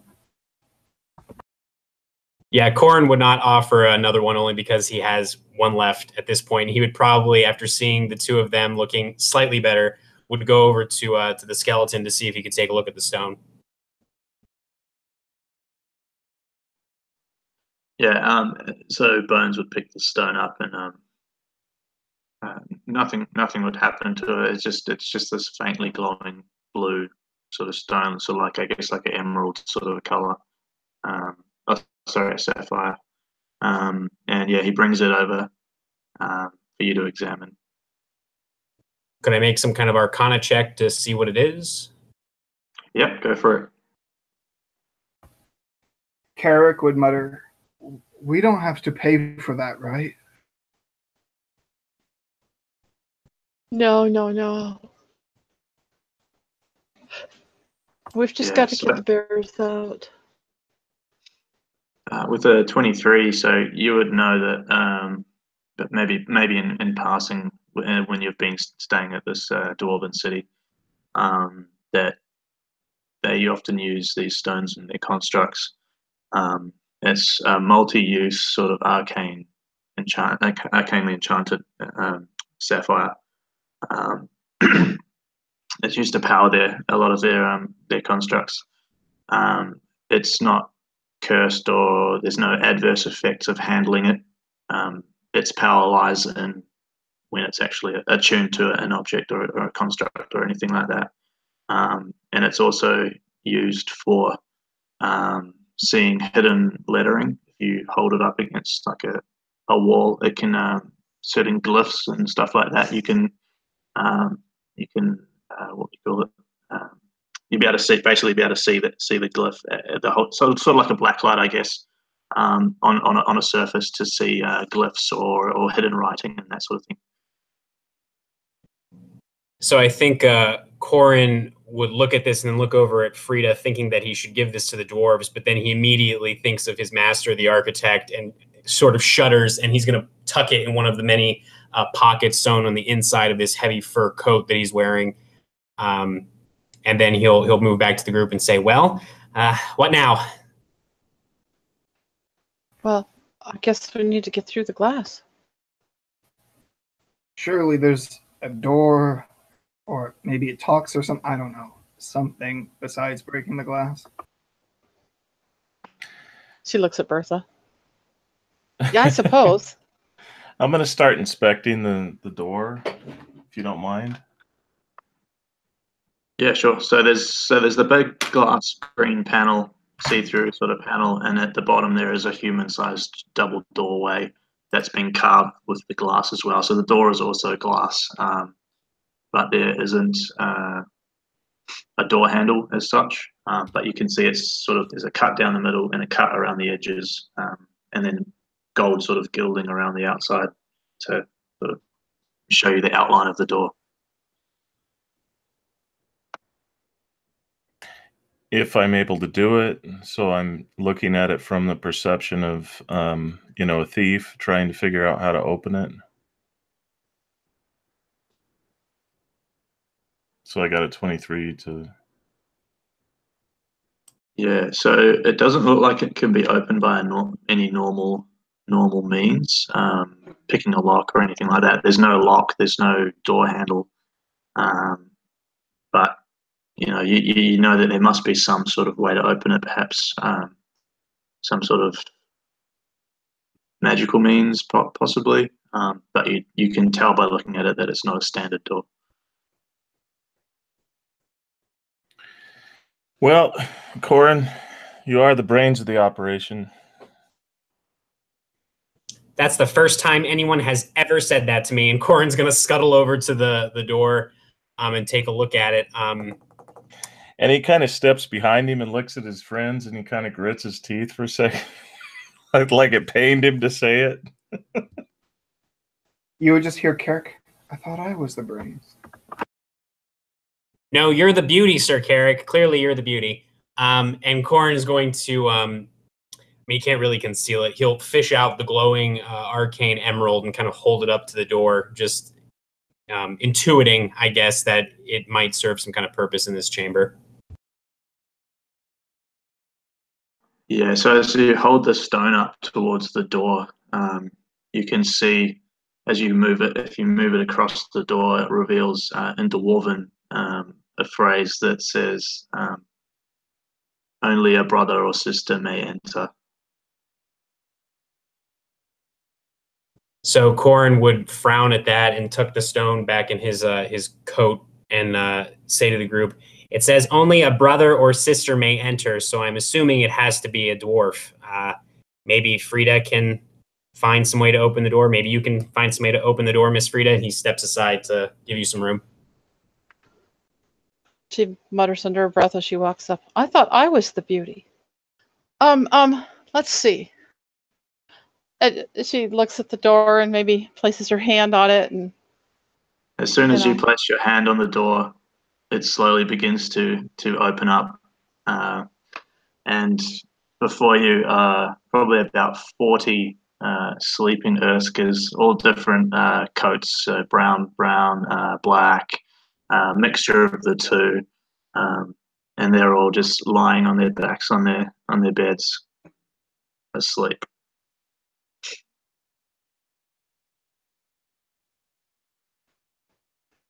How do we wake them up? Do we just start shouting?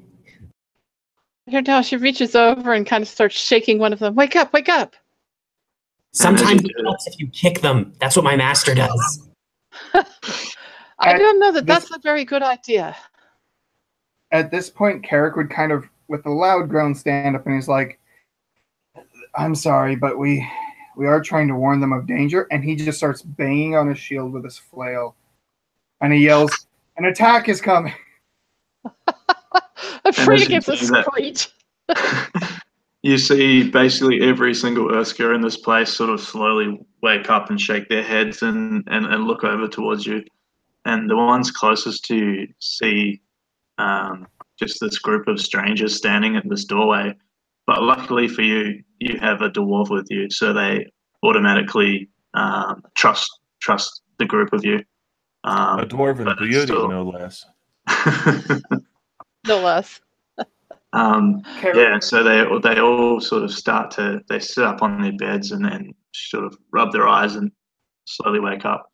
And the two closest to the doorway are the chief and his wife.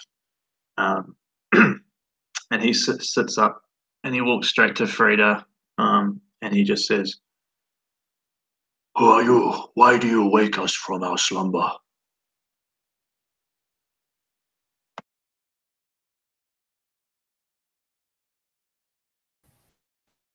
Would this be in common? Yeah, in common. Yep. I'm Frida Steelstone. Okay. We came to warn you. The Burning King is coming with his people. As soon as you mention that name, you see him. He looks visibly shaken, like really scared, but he's trying not to show that.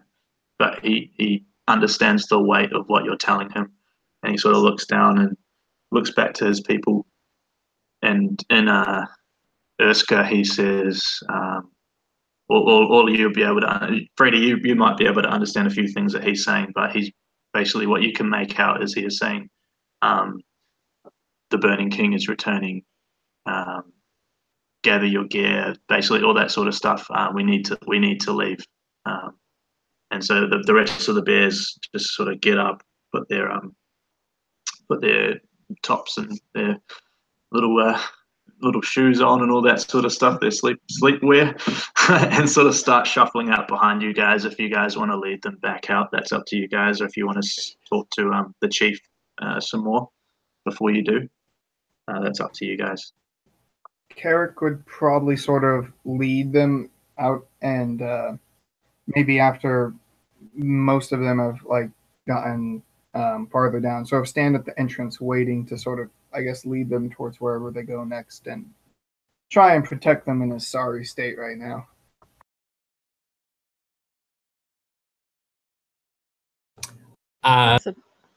Go ahead. No, you're good. Go ahead. Okay. Yeah, Frida would have a moment with the king and let him know that they're trying to wake the other bears, but she has no idea how successful it would be, that there's scouts in the hills, and it's dangerous already, and the Burning King isn't even there yet. Just kind of apprise them of what they came across, let them know what they're up against right now. Yeah, So I'm speaking rapidly in Dwarven. Yeah, and he would thank you for that information and sort of again talk to the other bearkin that are sort of leaving the room to grab their weapons and all that sort of stuff and be prepared for what may lie on the outside. And he thanks you and hands you all. He's got sort of on his arm like handmade sort of bracelets, which are given to sort of close allies or friends of these tribes as a thank you for your service and waking them up and most likely saving their lives. Frida bows very deeply now that she remembers her manners and not her panic. How quaint. As Vonnie is inspecting it. Vonnie, that gets you entrance to any of the bears towns and villages and their peoples. I It was marks you as a friend. I was speaking very highly of it. He says, and I am. He bows deeply and he says, I'm Vonnie Ion von Vithar, seventh son of Volwyn von Vithar. And he just looks at you and goes, "What? Who?" It's a sun elf thing. Yeah, probably doesn't mean anything to you. But thank you very much. It was a pleasure doing this work for you.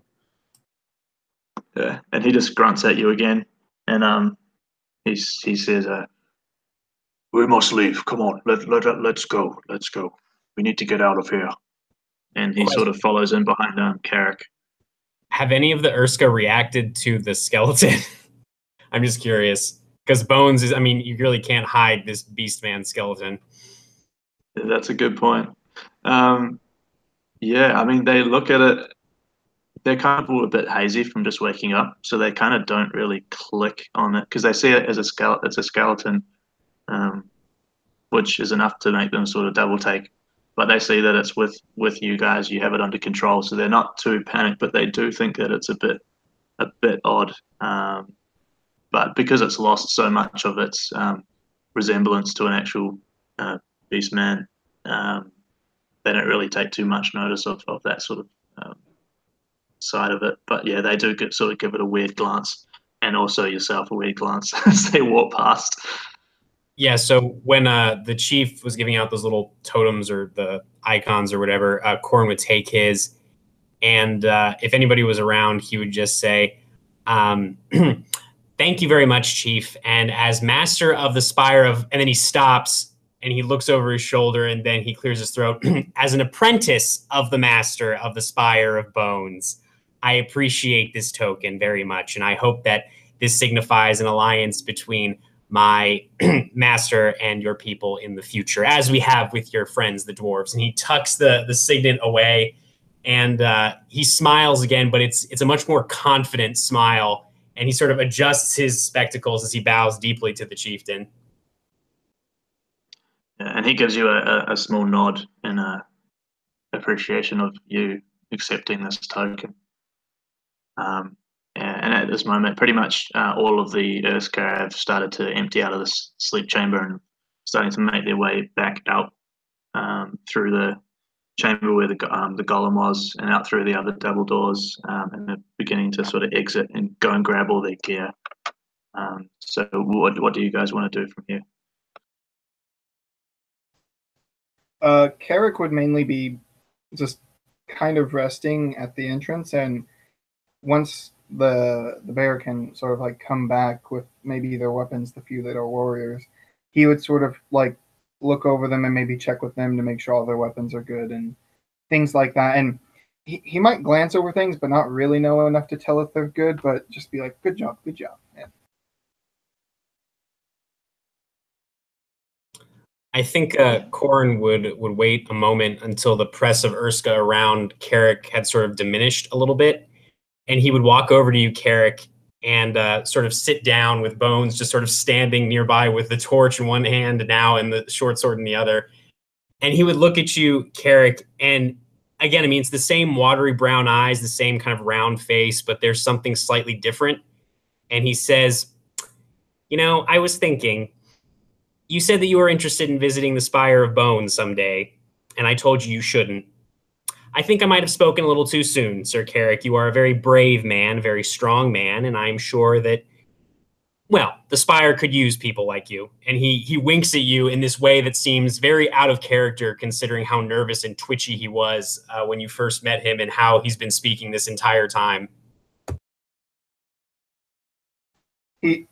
Sir Carrick would kind of look back at you, and you see he looks at you a little odd just because it's you acting this way, but you hear him go, well, yes, I'd be happy to help with any of that. Your work seems interesting to me.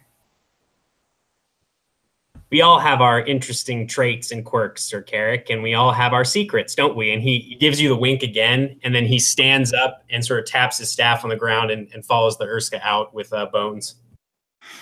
Yeah, Vonnie walks up behind him and says, I can help you with papers if you need it. You can help me with papers? He's talking to Carrick. Oh. Because he heard what he said. So anyway, his background's charlatan, and he can make papers and stuff like that. So he was saying, I can help you with your papers. Oh, no, I've got the papers under control. Yep. They're great. Good enough. Right. Thank so we're you. Back to the brass tree and all that. Yeah, but about that time, Frida's like, I think we best get back before the actual horde of the Burning King minions get here. I think maybe would the Urska be headed back to the Dwarven Mountain for protection? Yeah, they'd be coming back with you guys.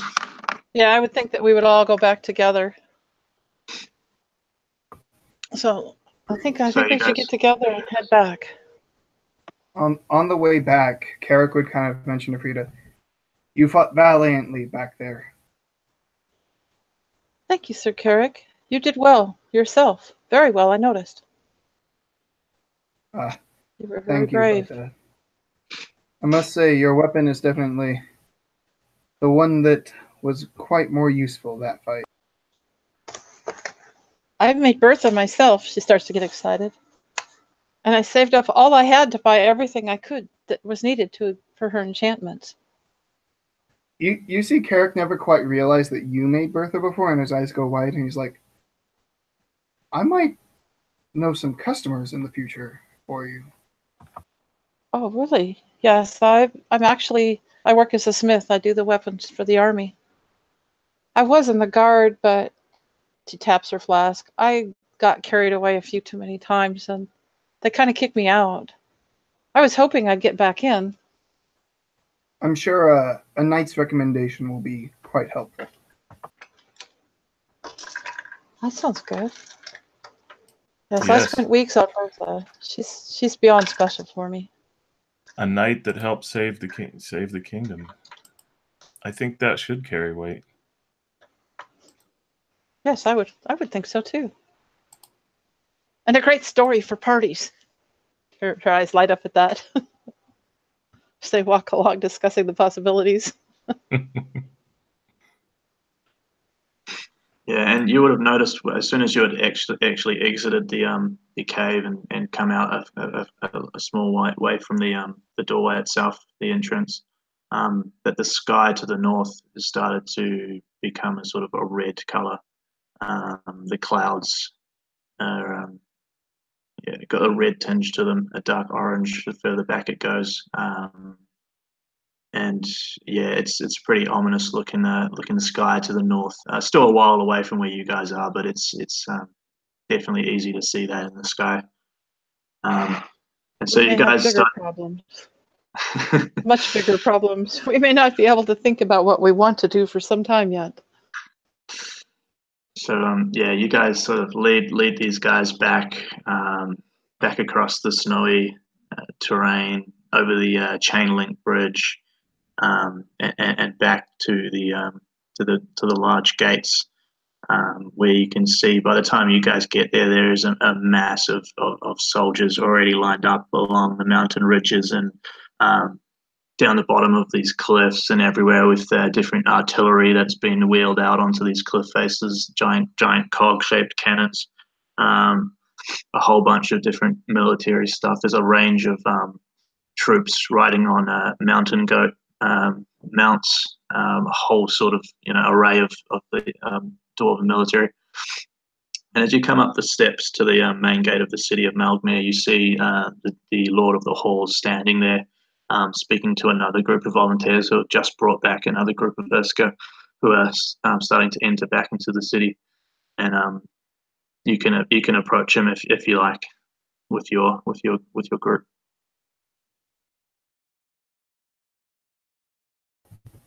Great Dwarven Lord, we have returned successful and with the Urska.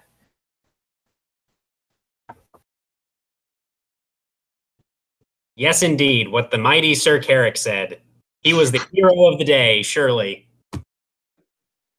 And he looks to you guys and notices this large group that you've managed to bring back with you. And he nods at the both of you, and he just says, oh, you have done a great service for ourselves and our allies. I thank you. How many did you manage to save?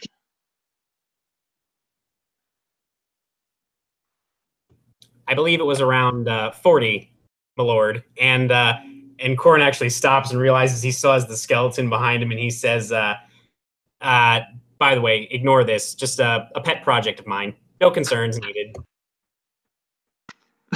And he sort of looks at the skeleton and furrows his brow for a second, but he turns around and he says, 40. And then he turns to the Jarl, who starts getting his pouch of gold ready to divvy out the gold coins. And as Grug is thanking you for your service, a large looming shadow crosses overhead in the sky. And as you look up, you see a huge grey-scaled, what you can only assume or have heard of as an ash drake, flying above, seated by a figure in a slim-fitting obsidian armor with gold trim in its helm's golden horns stretching wide, and its black and golden cape flapping as it rides in the wind. And even from this distance, you can see that through the open face on the helm and its hands on the reins, that the skin of this humanoid creature is red, and you can only assume it is one of the tiefling drake riders. It lets out a sickening screech before it begins to dive bomb towards a regiment of Dwarven soldiers, and just before it collides with the group of sturdy troops, that is where we'll end our session tonight.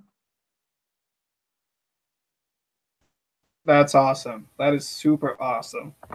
Oh, yeah. Yeah, I would imagine that Vani stepped forward and was grabbing his pouch with eyes, and then this cloud came over, and he turned, and as he's pulling the bag into his cloak, and he sees the thing and reaches over and grabs the second bag because nobody's looking and starts fading into the crowd. that looks bad. Frey just grabbed Bertha. Well, and I can... Oh, go ahead. Go ahead. Because that's what she does. That's all. And I think Cora would actually probably grab your shoulder, Carrick, and you just hear him whisper, he'd just say, I think maybe I'll see you at my tower in Brodonia. And then he fades away, disappearing with a misty step, vanishing 30 feet away in some random direction as this ash drake flies overhead. Carrick's just, for the second time today, got his mouth just wide agape as he's looking around, and he's like, he was about to ask you if you knew any healing spells, but that won't be available right now, it seems. Frida looks at Carrick. She's like, Sir Carrick, you are a brave man, and tough. We will fight again together from the looks of it. Yes, but maybe in a bit later. Well, you could use some healing, I think. Maybe I should too, and a little rest before we get involved. But she looks towards the ash drake. Holds up Bertha. I hope you're ready to be a dwarf guard a bit sooner. Yeah. She just shakes her head. Yeah, at this rate, I guess we'll have to let it finish. I didn't know we were in a campaign. All right, so we're going to take a break, and then we'll go into part 2. Exactly. It's only 8:30. I mean... Yeah, thanks guys for playing. That was real fun to run. It's the first time I've ran anything in that area of the homebrew world, so thank you guys for being a part of that. Guess we'll just do some quick sign-offs. If you want to plug anything like that, thoughts on the game, anything like that, we'll run through that now. So we'll start from left to right. So we'll just start with Justin. So that was awesome, and ever since I heard the whole idea of the bearkin and the Urska, I thought that was just one of the coolest race concepts, especially with their interaction with the dwarves. I thought that was just genius, and that's what made me really want to see this game and get into it, and had a lot of fun playing Sir Carrick. And so yeah, that was just awesome. Great job, everyone. That was great stuff.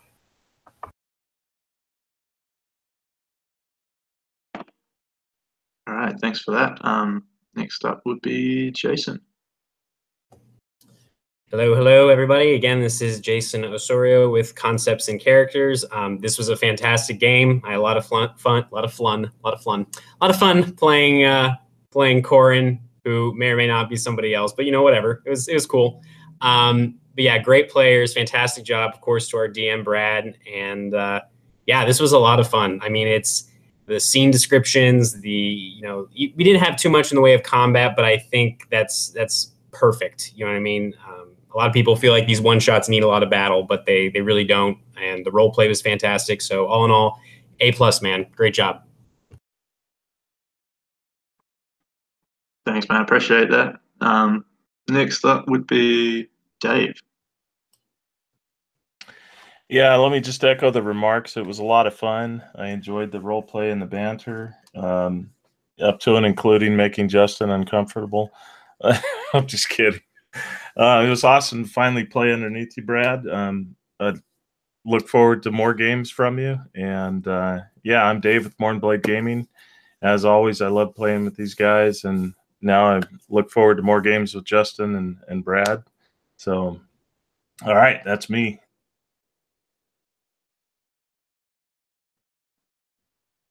All right. Last but not least, once again, Carol. Yes, I'm Carol Dunster with Dunsters and Dragons, and this was, I will echo the Urska people and the dwarves, and that's what drew me in when you put that interest post up. I'm like, this is different, it's cool. You know, I like the kind of mountain setting. I like the whole thing, actually. It was great. I love the way you were able to put in enough description to really give some weight and definition to your world without like drowning us in it. That was really nicely done. Just, I'd say, just perfect. And I thought the whole thing was creative and interesting, and you know, I got to play with new people, which I love doing, and I got to play with some old friends I haven't played with for a while, and I love doing that too, and really totally just enjoyed the whole thing. You guys are all great. Play with any of you again at any time I can. Yeah, thanks for that. I really appreciate it. Yeah, you guys are great as players as well. The character personalities were really, really good, and I think it meshed quite well together. So like you guys say, the banter and that sort of thing, it was real hilarious. Yeah, it was great. All right, well, we're gonna sign off now. So anybody who watches us in the future, thanks for watching. We'll say good night to you all.